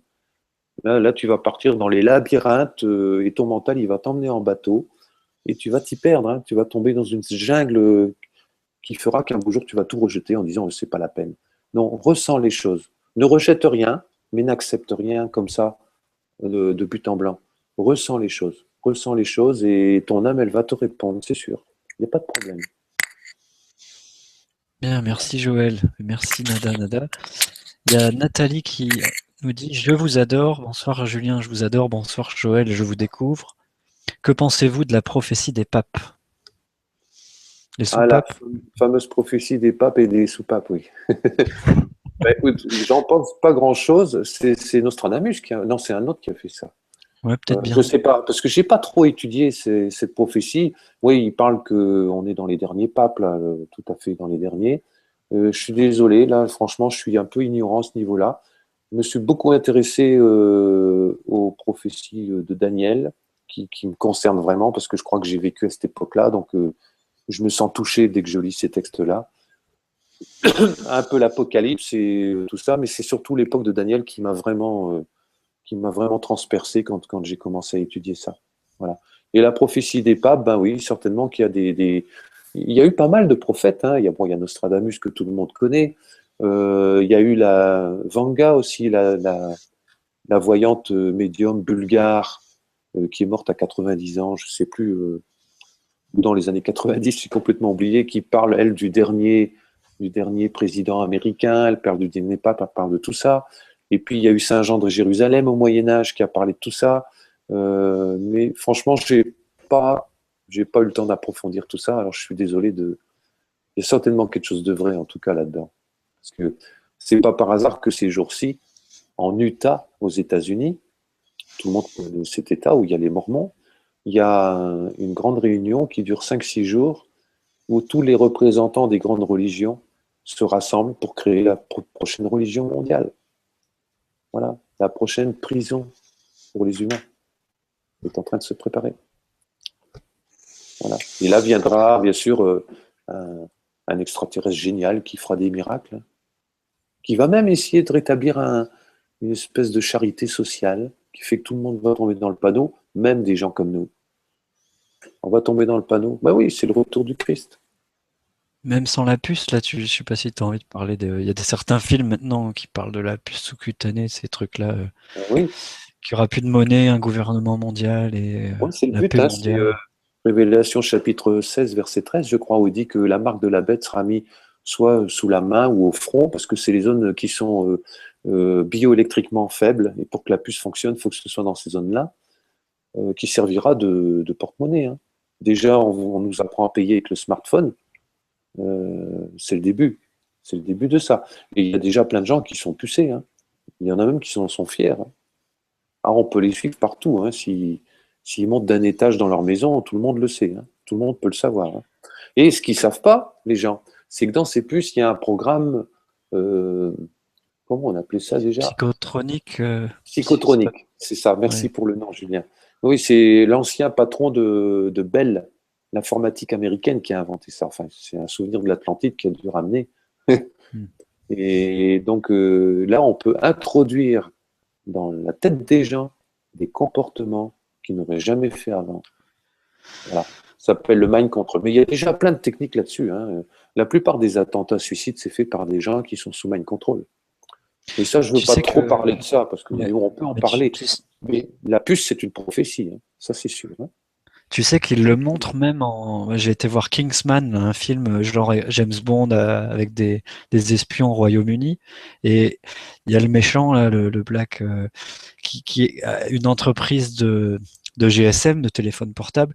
Et il distribue à un moment gratuitement plein de puces de portable, gratuit, voilà. Et tout le monde, du coup, se rue dessus. Et en fait, dans la puce du portable, à un moment donné, à la fin, il active un programme qui fait qu'ils s'entretuent tous. Voilà. Oh oui, c'est très, très lucide. Ça peut devenir très réaliste. D'ailleurs, c'est déjà un peu comme ça. On ne peut pas comprendre, par exemple, quand il y a eu la guerre de Yougoslavie en 91, pourquoi les Serbes et les Croates, qui s'entendaient très bien avant, ils se sont mis à s'entretuer de ce coup. Ils connaissent les moyens de manipuler l'humanité, ils ont la technologie pour ça. Voilà. Mais ça, bon, c'est pas notre sujet. Nous, on parle surtout de la nouvelle terre, déjà de la nouvelle société qui s'installe dans une conscience de partage et de respect de l'un l'autre, quoi. Et puis même de tout ce qui est vivant, la nature, les animaux, la végétation et tout. Oui, il y a plein de sites qui parlent de tout ça. Là, dans le grand changement, on est là pour les germes de cette nouvelle terre et de la belle Voilà, verte voilà, et voilà. vivre ce grand changement, même si ça colle un Ouais, peu, on s'en c'est sort. sûr. C'est bien de se tenir au courant des magouilles qu'on essaie de nous faire avaler, mais sans s'y appesantir, quoi. Sinon, ça devient démoralisant. Oui, et puis il y a aussi une période où il y a des sites qui entretiennent aussi des égrégores voilà, de lutte. Allez, comme je vais aller casser un McDo, je vais aller. Bon, c'est utile, hein, il y a des âmes de la famille des guerriers qui sont là pour casser les cadres, mais il faut pas tomber la guéguerre intérieure. Non, c'est sûr. Alors, tu vois, il y a une question. Bon, bah, je crois qu'on arrive à 2 heures. On peut continuer un peu si tu es vrai en forme. Il y a Ça encore plein de dépend, monde. ça On dépend est de plus. toi aussi, hein, Julien. Ça dépend de Bah, toi moi, aussi. je suis dispo. Je vois qu'on est plus de 1000. Enfin, c'est génial. Merci à tous de tout cœur de votre présence et parce que c'est cette télé du grand changement, c'est la vôtre. C'est vous qui la créée par l'intention de cœur et d'amour que vous émettez, par tout ce que vous nous envoyez. Ouais, j'ai un message d'amour et de gratitude qui me vient là parce que je tiens à vous remercier tous d'âme à âme individuellement et toi Joël de prendre du temps pour partager tout ce que tu as pu intégrer parce que c'est vous tous en partageant, en demandant qui tels invités et puis merci pour tout ce que vous nous envoyez de messages magnifiques et même vos participations, enfin tout, c'est merveilleux, merci, merci d'être là et il y a une égalité d'âme dans cette nouvelle terre, c'est fabuleux. Alors, à quand, pour Jean-Marc, à quand une séance de PMT collective, Alors, la PMT justement? collective, ça, je la conseille pas, parce que malgré qu'on a beaucoup de gens ont des mémoires communes, hein, c'est sûr que je crois que ce serait trop brutal. Et on peut essayer. Il y en a qui l'ont déjà fait, mais il peut y avoir des risques de réaction assez pénibles pour les gens. Tandis que l'IPR, c'est différent. Ça travaille sur la nanotechnologie, les implants, tout ça. Et en même temps, l'IPR travaille aussi on va dire, sur un plan de l'être total, l'être collectif, l'être total en soi. Voilà, je ne veux pas parler de médecine, mais il y a quand même un petit quelque chose qui se passe au niveau physique dans ces séances d'IPR. Voilà. La PMT collective, ça, je ne le conseille pas, et même ça n'a pas pris. Il y en a qui ont essayé, puis ils ont vite abandonné. Voilà. Donc, c'est pas prévu au programme, ça. C'est plutôt vraiment individuel. Alors, je vois qu'il y avait une question, j'avais dit que je ne répondrais pas là. Sur le nouveau Sur couple. non, Là, pas les nouveaux groupes, c'est les fameux antibiotiques et tout ça. Ah, tu veux que Alors, alors je la j'ai- sélectionne, je te la lis si tu veux. oui, ok. Alors, bien le bonsoir à tous. Cher Joël, nous savons tous que les antibiotiques sont à éviter, mais comment faire si c'est nécessaire? Exemple, piqûre de tique, entre autres. Comment gérer? Merci d'avance de ton conseil. Fleur de vie, avec une petite licorne magnifique. Bon, merci, Fleur de Vie. Déjà, je sais pas comment on peut faire de la santé avec un produit qui s'appelle antivie, antibiotique. Voilà. Alors, les antibiotiques ne sont pas inutiles totalement en cas d'urgence, comme les pompiers. Quand il y a le feu, c'est plus la peine de prendre des mesures de sécurité pour pas qu'il y ait le feu. Il faut appeler les pompiers qui vont tout envahir, tout salir avec leur mousse carbonique et tout ça. Il y a beaucoup dans les médecines naturelles que je connais plus trop maintenant, il y a quand même pas mal d'huiles essentielles et tout ça qui aide, mais surtout avoir une alimentation équilibrée, faite de produits vivants, c'est-à-dire des crudités, des légumes et des fruits hors des repas. Si le terrain est fort, les microbes ne nous emmerdent pas. C'est toujours pareil, c'est comme les mémoires. Si on n'a pas de violence en nous, on ne va pas se faire attaquer dans la rue. Voilà. Et si on se fait attaquer dans la rue, on peut se poser la question, qu'est-ce qu'il y a en moi qui fait que j'ai attisé la violence, quoi. Et ben, la maladie, c'est pareil. Si on attrape des choses, c'est que le corps, déjà la maladie, c'est pas une maladie, c'est une crise curative d'auto-guérison du corps. C'est-à-dire le corps, il fait sortir par les fenêtres ce qui n'est pas sorti par les voies naturelles, c'est-à-dire par les selles, par l'urine, la transpiration, etc. Donc déjà, c'est parce qu'on pollue notre corps sans arrêt. On mange trop de viande, trop de pain blanc, trop de sucre blanc. On mélange les fruits dans les gâteaux, alors que c'est des aliments qui se mangent tout seuls, qui font carrément de l'être humain un alambic quand il les mélange avec autre chose, donc qui fait de l'alcool pur. Voilà. Et selon le coup de froid, le microbe qui vient, on va faire une réaction, soit aiguë si on a beaucoup de vitalité, soit chronique si on n'en a plus beaucoup. Voilà. Alors qu'en médecine, ils disent le contraire. Hein, quand un bébé fait des 42 fièvres, ça veut dire qu'il est faible. C'est pas vrai, c'est parce qu'il est plus fort que nous. Sinon, il ne ferait pas 42 fièvres. Voilà. Donc, je ne veux pas faire un cours là-dessus parce que ce n'est pas le sujet trop, mais je voulais dire simplement que j'en connais aucun antibiotique. Moi, le dernier médecin que j'ai vu, j'avais 19 ans, donc je ne sais même plus ce qu'il raconte maintenant. Mais vaut mieux ne pas en prendre. Et le meilleur antibiotique, si tu veux les appeler comme ça, c'est de jeûner. Tu jeûnes, tu vides ton intestin d'abord pour éviter l'empoisonnement, et puis tu manges que des poireaux pendant 3 jours, ou tu jeûnes carrément, ou ça dépend de ton état de vitalité, ton âge, ta vitalité héréditaire, les points faibles, les points forts et tout ça. Pour ça, il faut voir un bon naturopathe, bien sûr. Moi, je ne suis plus là-dedans, donc je ne suis plus trop compétent. Mais dans la philosophie, c'est ça. Mais en cas d'urgence, je dis bien, les antibiotiques sont nécessaires parce qu'il y a une urgence, il y a un danger de mort ou autre chose. Mais sinon, moi, j'ai eu un truc qui était presque le tétanos, hein. J'avais la gangrène dans la jambe. J'ai jeûné. J'ai jeûné jusqu'à temps que c'était fini. Voilà. Puis j'ai mis du chou sur la plaie, puis terminé. Voilà. Le meilleur médecin, c'est soi-même, à l'intérieur. Toute cette puissance qu'il y a dans le vide, là, c'est elle, le médecin.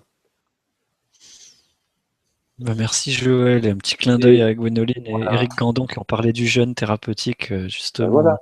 C'est la meilleure chirurgie. C'est incroyable ce qu'on fait partir avec le jeûne. Incroyable.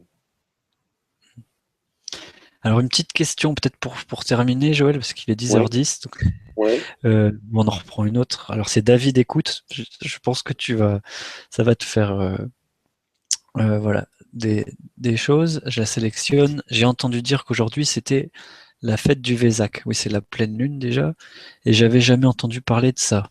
Christ et Bouddha réunis pour bénir la terre et ses habitants. Qu'en pensez-vous? En tout cas, Jésus est lumière et Bouddha aussi, et la lune est solaire. oui. Alors moi, je suis pas un spécialiste des trucs orientaux, mais le Vésac, c'est oui la première lune du signe du Taureau, s'il fait de ça au Tibet et tout ça. Alors moi, je vais vous dire un truc hein, là-dessus. Ça, vous pouvez lire un site qui s'appelle rustyjames.com ou .org, je sais plus, ou news. Et je suis tout à fait d'accord avec ça. Tous les rituels qui sont faits de méditation mondiale et tout ça, sur les lieux sacrés et tout ça, c'est pour lier les gens et leur donner, les lier dans un truc qui n'est pas tellement clair, qui va servir de nourriture aux fameuses entités reptiliennes qui dirigent le monde. D'ailleurs, celui qu'on a appelé Saint Augustin dans l'Église catholique, il est allé passer quelques années là-bas chez les Tibétains pour savoir comment ils faisaient pour attirer tant de monde avec leur technique énergétique. C'est incroyable, incroyable de voir ça. Et après, il a appliqué leur technique de son, de mantra et tout ça dans les chants religieux en latin pour que l'Église catholique attire encore plus de monde. C'est un emprisonnement. Moi, ce que je peux savoir seulement, c'est que aujourd'hui, la pleine lune, c'est 120 jours. Enfin, ça sera demain matin à minuit là.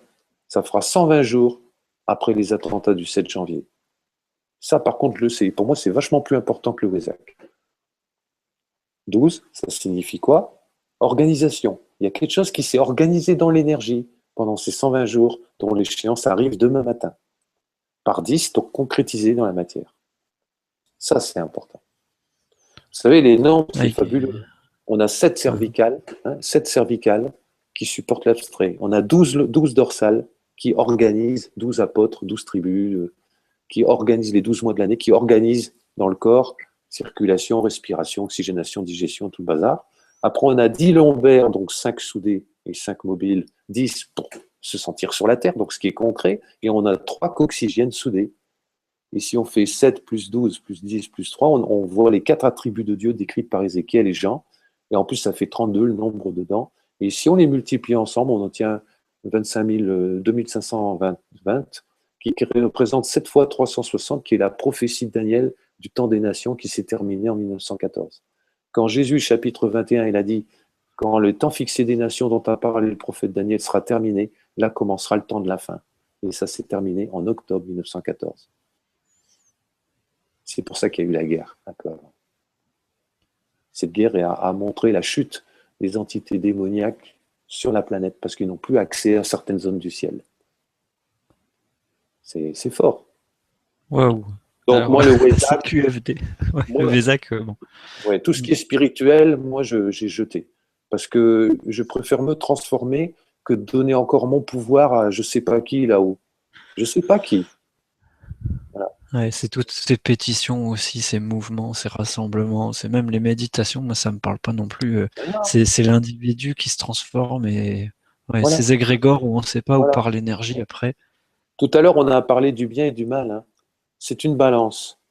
Il y a d'ailleurs dans les dialogues avec l'ange, à un moment donné, et il y a l'ange qui dit, enfin le supra-conscience d'un des 4 individus qui participaient à cette expérience, il dit, il y a la fille, je crois que c'est Lily, elle demande à l'ange, à la supraconscience, qu'est-ce qui a détruit le monde? Il a répondu, le vouloir bien faire. Donc, c'est le vouloir bien faire qui a rajouté des kilos de mal. Regardez maintenant, on veut bien faire en vaccinant les gens, on veut bien faire en nous mettant des radars partout, on veut bien faire pour éliminer la crise, donc on pompe les impôts et tout ça encore plus qu'avant. On veut bien faire pour ci, on veut bien faire pour ça, et ça apporte le chaos. Voilà. Donc, tous ceux qui veulent bien faire sur le plan spirituel, ils servent leur propre geôlier, ils servent leur propre tyran. Voilà. Donc, c'est fini, ça. Puis l'histoire des religions, c'est terminé. On n'a plus besoin d'être lié si on est. Voilà. Maintenant, c'est vrai que dans les religions, il y a des gens magnifiques, aussi bien chez les Tibétains, chez les catholiques, les protestants, les musulmans. Il y a des gens magnifiques, mais ils sont encore dans des degrés initiatiques où ils sont formatés par la matrice. Il faut le temps qu'ils se réveillent, mais ils vont devoir se réveiller, parce que les prophéties disent que les grandes religions vont toutes tomber. Elles vont toutes s'écrouler d'un coup. Donc là, où est-ce qu'ils vont aller chercher leur Dieu après? Ils seront obligés d'aller à l'intérieur. Hein. Ça me fait penser à Jacques Brel qui disait: «Je crois que Dieu, ce sont les hommes et qu'ils ne le savent pas». Voilà, tout à fait. C'est Mais assez c'est réaliste. magnifique, Joël. Ouais, c'est quel, quel verve tu as là, tu démarres là, tu mets la cinquième. J'ai pas le cœur à arrêter comme ça, mais en même Bon, temps, en vous même êtes temps, il est encore très nombreux. un peu tard pour tout le monde. Pour moi, ça va. Mais Bah, c'est comme tu le sens, Joël. vois C'est s'il y a une question ou deux qui sont encore. D'accord. Bah, il y avait une question sur les nouveaux couples, mais on t'avait dit que bon, Alors, les parler. nouveaux couples, oui, oui, j'en ai parlé un petit peu dans un texte que j'ai intitulé Appel au peuple nouveau sur le site stillstampstel.net. Euh, et je peux pas beaucoup en parler parce que je l'ai pas encore vécu. Avec mon épouse, on a commencé à ramer dans nos galères intérieures depuis 5 ans. Et là, il y a comme une union, une harmonie qui s'installe magnifiquement. Et après seulement, on saura ce que c'est qu'un nouveau couple. D'ailleurs, moi, je crois que les nouveaux couples, c'est quand il n'y aura plus de couple. Vous savez pourquoi? Parce qu'on est en train d'intégrer notre androgyna. Autrement dit, on s'incarne en homme pour transformer notre femme intérieure et on s'incarne en femme pour transformer notre homme intérieur. Et une fois qu'on est androgyne, même si on a un aspect masculin ou un aspect féminin, il n'y a plus de couple, parce qu'on vit en union parfaite avec l'autre sans être dans l'attachement. Il n'y a plus d'attachement. Donc, ce n'est pas ma femme ni mon mari, ça n'existe plus. Ça c'est de l'histoire ancienne déjà dans la nouvelle conscience. C'est terminé, ça. C'est C'est d'ailleurs pour 2 ça. âmes, qui Voilà, choisissent de faire un chemin et peut-être de s'associer pour rayonner ou dans un projet de voilà. d'âme. Voilà, c'est une histoire d'amour d'âme à âme, de cœur à cœur. Ça ne veut pas dire que ça enlève la tendresse, et la sexualité, tout ça, mais on va dire que ce n'est plus ça qui tient le couple. Voilà. Ce sont plus les liens du bas, c'est les liens de l'intérieur qui sont même pas des liens, c'est des partages, des échanges, des communications. Mais comme j'en suis pas encore arrivé à le vivre parfaitement, je peux pas trop en parler. Peut-être que j'y arriverai un jour. Mmh. Voilà, ça dépend. C'est d'ailleurs pour ça que le système encourage l'homosexualité, pour empêcher la croissance et l'évolution, pour empêcher d'atteindre cet androgyna. Mmh. D'accord. Ah ouais, c'est vrai que ça fait beaucoup de foin et dès que quelque chose passe, c'est rabâché aux infos et qu'on concentre toute l'énergie du Ouais, public, des masses sur quelque chose, c'est pour créer, des distorsions. tout à fait. Alors si tu veux, il y a une question, peut-on de Lisa Bio qui est magnifique, peut-on donner de l'eau diamant à un enfant? Ouais, même à un bébé. Même à un bébé, de toute façon, comme c'est une eau quantique, elle va s'adapter aux besoins de l'enfant, du bébé, ou du vieillard, ou du malade. Elle va complètement s'adapter. L'eau Mmh. diamant a tendance à transmuter les produits chimiques aussi qu'on peut avaler dans l'alimentation. Et j'ai eu des exemples là-dessus, même dans une centrale nucléaire, dont je tairai le nom, parce que c'est interdit de faire du bien sur cette planète. Euh, Pour l'instant, hein, on en pour le sort. moment. Quelqu'un avait mis, Jamais. je crois que c'est écrit dans l'histoire du diamant, quelqu'un avait mis 1,5 litre d'eau diamant dans une cuve de 400 000 litres d'eau qui contenait beaucoup de métaux lourds, hein, donc les déchets radioactifs. Et quand il a refait une analyse une semaine après, environ, il m'a écrit en disant c'est bizarre, il y a 10% des métaux lourds qui ont disparu à l'analyse. Voilà. Donc ça enlève un peu tout ce qui est. Alors ça, c'est peut-être intéressant d'avoir cette eau-là, parce qu'on ne sait jamais, le jour où il y aura un problème nucléaire, on pourra peut-être que l'eau potable sera polluée, on pourra peut-être utiliser quand même cette eau du robinet s'il faut, et la transformer en eau diamant en la rallongeant, et ça enlèvera ça. Ça, j'en suis sûr. On a vu par exemple, rien qu'à l'île de la Réunion, quand il y a eu cette épidémie de chikungunya, Hmm. certains m'ont J'y étais en raconté, plus. Ouais. j'ai pas vérifié, mais certains m'ont raconté que ceux qui buvaient l'eau diamant n'ont pas attrapé le chikungunya.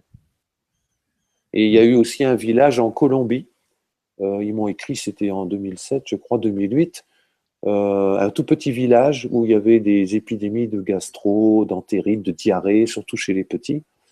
Et le gars qui est le responsable de la distribution des eaux, du château d'eau, je ne sais pas comment ça se passe là-bas, a accepté de mettre le diamant dans le réservoir d'eau qui distribuait l'eau au village. Et ces gens-là étaient émerveillés. Ils m'ont dit 15 jours après, il n'y avait plus personne de malade dans le village. Voilà. Donc, c'est pas l'eau diamant n'est pas thérapeutique, mais disons qu'elle est intelligente et vivante. Donc, on peut en donner à un bébé. On peut l'utiliser aussi en externe, en compresse, sur des entorses. On peut mettre des gouttes dans les yeux pour la conjonctivite. Ça soulage tout de suite. Alors que quand on la prend, elle pique comme du citron, comme du jus de citron. Toi, par exemple, pour ton œil, Julien, tu pourras en mettre ce soir. Oui, j'en ai déjà mis, je te remercie. Ouais. Ça fait son œuvre tranquillement. Ouais, tranquillement, oui. Donc voilà, en Bon, gros, il y a pas de contre-indication à cette eau-là. Demandez aux chats, aux chiens, aux chevaux, vous allez voir, ils adorent cette eau en général. Quand ils ont ouais. soif, ils vont plutôt vers celle-là. J'ai juste une question qui me titille un peu, mais tu veux me dire ce que t'en penses, Joël, parce que ça Oui, parle d'Israël et c'est un sujet rouge, quoi. ouais, c'est un sujet rouge. Ouais. Que penser de... Merci, bonsoir pour cette vibra, c'est Patricia qui demande que penser de cette prophétie qui désigne Israël comme la bête qui attend l'Antéchrist. Bon, tu Non, réponds moi, si tu veux. Joker ou... non, non, il n'y a pas de joker, mais je ne le sens pas, ça. Parce Ouais, qu'en ouais, fait, c'est... Israël, c'est un pays qui a été créé après la Deuxième Guerre mondiale. Bon, il y a un gros conflit. Il ne faut pas oublier il y a un karma entre les enfants d'Ismaël et d'Isaac depuis le début. Hein. Quand Abraham a eu Isaac, Ismaël, qui était né 14 ans plus tôt, il n'était pas très content. Alors, il y a eu commencé à avoir des disputes entre eux. Et Ismaël est le père des Arabes, et puis Isaac, le père des Juifs. Au niveau génétique, je parle. Et c'est un karma qui n'est pas résolu. Voilà. Moi, je peux D'accord. dire que ça. Maintenant, dire que c'est la bête et tout ça, c'est pas vrai. Ouais, Je pense c'est encore que, des projections. ouais, ouais. Ouais. Moi, à mon avis, non, c'est tout un ensemble de gens, qui soient juifs ou français, ou belges, ou italiens, ou n'importe, ou américains. La bête, c'est un ensemble de gens qui obéissent à des entités supérieures. D'ailleurs, vous avez qu'à remarquer que ce soit la droite, la gauche, le centre qui est au gouvernement, ils font tous la même chose. Et vous Ouais, avez remarqué aussi que c'est les mêmes lois qui sortent dans tous les mêmes pays, comme s'ils se ouais, c'est donnaient la ça. main. C'est le grand changement, c'est maintenant. Voilà. Voilà. C'est ça. Exactement. Exactement. Alors juste, bah, si tu veux, on en reprend une petite dernière, Joël, pour le Ok. plaisir qui va être utile. Et puis si tu veux revenir, bah, t'es le bienvenu quand tu veux, vraiment, parce que Ce sera possible. euh, Oui. voilà, suivant l'intuition et le cœur. Oui. Juste, je retrouve plus la question, mais c'était une question par rapport au vacuum force. Est-il nécessaire d'avoir suivi, d'avoir fait des séances des autres outils pour pouvoir utiliser le vacuum force? Ça me semblait important. Non, non, non. Même pour l'IPR, ceux qui veulent recevoir des séances d'IPR ou même d'acheter les encodeurs pour en donner, n'ont pas besoin d'être passés par l'eau diamant, la PMT, tout ça. Non, il y a pas de hiérarchie. C'est pas comme à l'école où on est obligé si on passe à l'université, il faut avoir le bac, tout ça. Non, il n'y a pas ça. Parce que les personnes ont pu très bien évoluer dans leur conscience euh, eux-mêmes, par eux-mêmes. Il y en a qui y arrivent. Donc, il n'y a pas besoin. Non. Quelqu'un peut acheter le vacuum force alors qu'il m'a jamais vu, il sait même pas ce que je fais, rien. C'est pas un problème. C'est pas un problème du tout. Ce qui compte, c'est le ressentir et être authentique avec soi-même. Voilà, c'est tout. Bien, mais merci Joël. C'était une question en fait d'Olili Live. D'accord. Voilà. Est-ce que, ouais, en fait, là, je précise la question. En fait, y a-t-il une question de puissance de l'outil à prendre en compte par rapport à notre cheminement? Merci Alors, Olivia. la puissance, c'est comme pour le diamant, elle va être adéquate à ce que tu as besoin. Voilà. Moi En fait, j'ai, par exemple, c'est quantique. Alors, si je c'est les codes fais, de l'ADN qui activent les codes dans l'outil et réciproquement. oui, oui, il y a une relation quantique entre l'opérateur, l'encodeur et le receveur, ou les receveurs, si c'est du collectif. Il y a pas de hasard, il n'y a aucun hasard. Et ça, on me l'a bien fait comprendre, cette relation quantique. Autrement dit, la personne qui te donne une séance, ou toi qui donnes une séance à quelqu'un, tu as quelque chose à voir avec ce qui va se transformer dans l'autre aussi. Ça ne veut pas dire que ça va être transformé chez l'opérateur, mais il devra prendre conscience. Tous les clients qui reçoivent, j'aime pas ce mot client, mais toutes les personnes qui reçoivent, c'est des parties de lui, c'est ses autres moi qui va Ça recevoir. se sent bien dans ouais, dans les gens qui viennent, qui sont attirés par Voilà, l'énergie d'un voilà. opérateur. On sent Donc, bien que c'est des parties de nous qu'on guérit, qu'on accueille, voilà. qu'on embrasse. Et Et la puissance de l'outil, elle va être proportionnelle à ce que les âmes demandent. Moi, je sais, quelquefois, je prends un encodeur, je le prends, et puis je dis, ah, c'est pas fort aujourd'hui. Et puis, il y a des jours, je le prends, waouh, c'est très, très puissant. Pourquoi? Parce qu'à ce moment-là, j'en avais peut-être besoin. C'est pareil pour l'eau diamant. Parfois, l'eau diamant, quand il se passe quelque chose dans l'énergie, elle est pleine de bulles comme du Perrier. Et puis, le lendemain, il n'y a plus rien. Il n'y a plus de bulles. Voilà. C'est comme ça, mais on ne sait pas trop. On ne sait pas trop. En plus, on ne connaît pas scientifiquement comment ça fonctionne. Donc, Hmm. la puissance, elle est élastique. Elle va. C'est certain que si tu fais une séance à quelqu'un qui est vraiment endormi complètement, ben, l'encodeur, tu vas pas ressentir grand-chose, hein. Et si en plus on fait une séance à quelqu'un qui ne l'a pas demandé, alors c'est sûr que on sentira rien, ou pas Hmm. grand-chose. Ou alors il y a une autre personne qui va prendre sa place, une entité ou quelque chose comme ça. Parce qu'on peut faire aussi des séances à des gens qui sont décédés et dont on sent la présence, ils ont besoin d'aide. Voilà. Ça s'est fait aussi. Voilà. Donc la puissance est relative. C'est toujours pareil. Il n'y a pas de règle, il n'y a pas de mental, il n'y a pas d'intellect, il n'y a rien. C'est à expérimenter. Comme tu dis si bien, moi je fabrique des casseroles et je mets la recette et c'est à vous de goûter, d'expérimenter si c'est bon, de rajouter du sel, de faire Voilà. votre sauce. Exactement, exactement. Eh ben écoute Bon, Joël, voilà, je qu'est-ce qu'on sens fait? que On termine là alors, hein? je sens de te Ouais. laisser le mot de la fin parce que c'est toi notre Oui, invité ce soir ok. et c'est avec grand plaisir de passer ce moment ensemble. Merci encore Bon, bah à vous écoute, tous. Et puis merci. je te laisse terminer et conclure et je te dis à très bientôt. Voilà. Merci Julien, à très bientôt. Merci pour ton enthousiasme et ton dynamisme aussi, qui est vraiment génial. Alors, ce que je voulais dire, par exemple, c'est que les personnes peuvent m'écrire des mails si elles en ont envie. Bien sûr, je ne suis pas une boîte à réponses, hein, et je ne peux pas répondre aux questions comme ça facilement. Souvent, d'ailleurs, pour éviter d'être un peu comme un sauveur ou un maître, ce que je ne suis pas du tout, loin de là, je renvoie les gens soit à eux-mêmes, soit à lire une partie du livre où ils vont trouver la réponse eux-mêmes. Parce que je ne suis pas supérieur à eux, j'ai peut-être un petit pas d'avance, c'est tout. Donc, ils peuvent m'écrire s'ils veulent des renseignements sur les encodeurs, si certains voudraient éventuellement réunir assez de personnes pour qu'on puisse venir avec Virginie parler un petit peu et puis éventuellement partager des choses, pourquoi pas. On a déjà quelques lieux en France où on va de temps en temps. On voyage pas beaucoup parce que moi je commence à avoir de la bouteille, mais de temps en temps c'est faisable. Et puis voilà, ne vous gênez pas, en tout cas, de m'écrire si vous le sentez. Alors, je remercie encore toute l'équipe du site legrandchangement.com, il porte bien son nom. Et en même temps, je suis tellement heureux qu'il a pris naissance dans le pays de Guatemala, c'est presque au même endroit, on va dire. Donc, C'est pour moi, marrant. c'est quelque chose de fabuleux pour moi et c'est magnifique.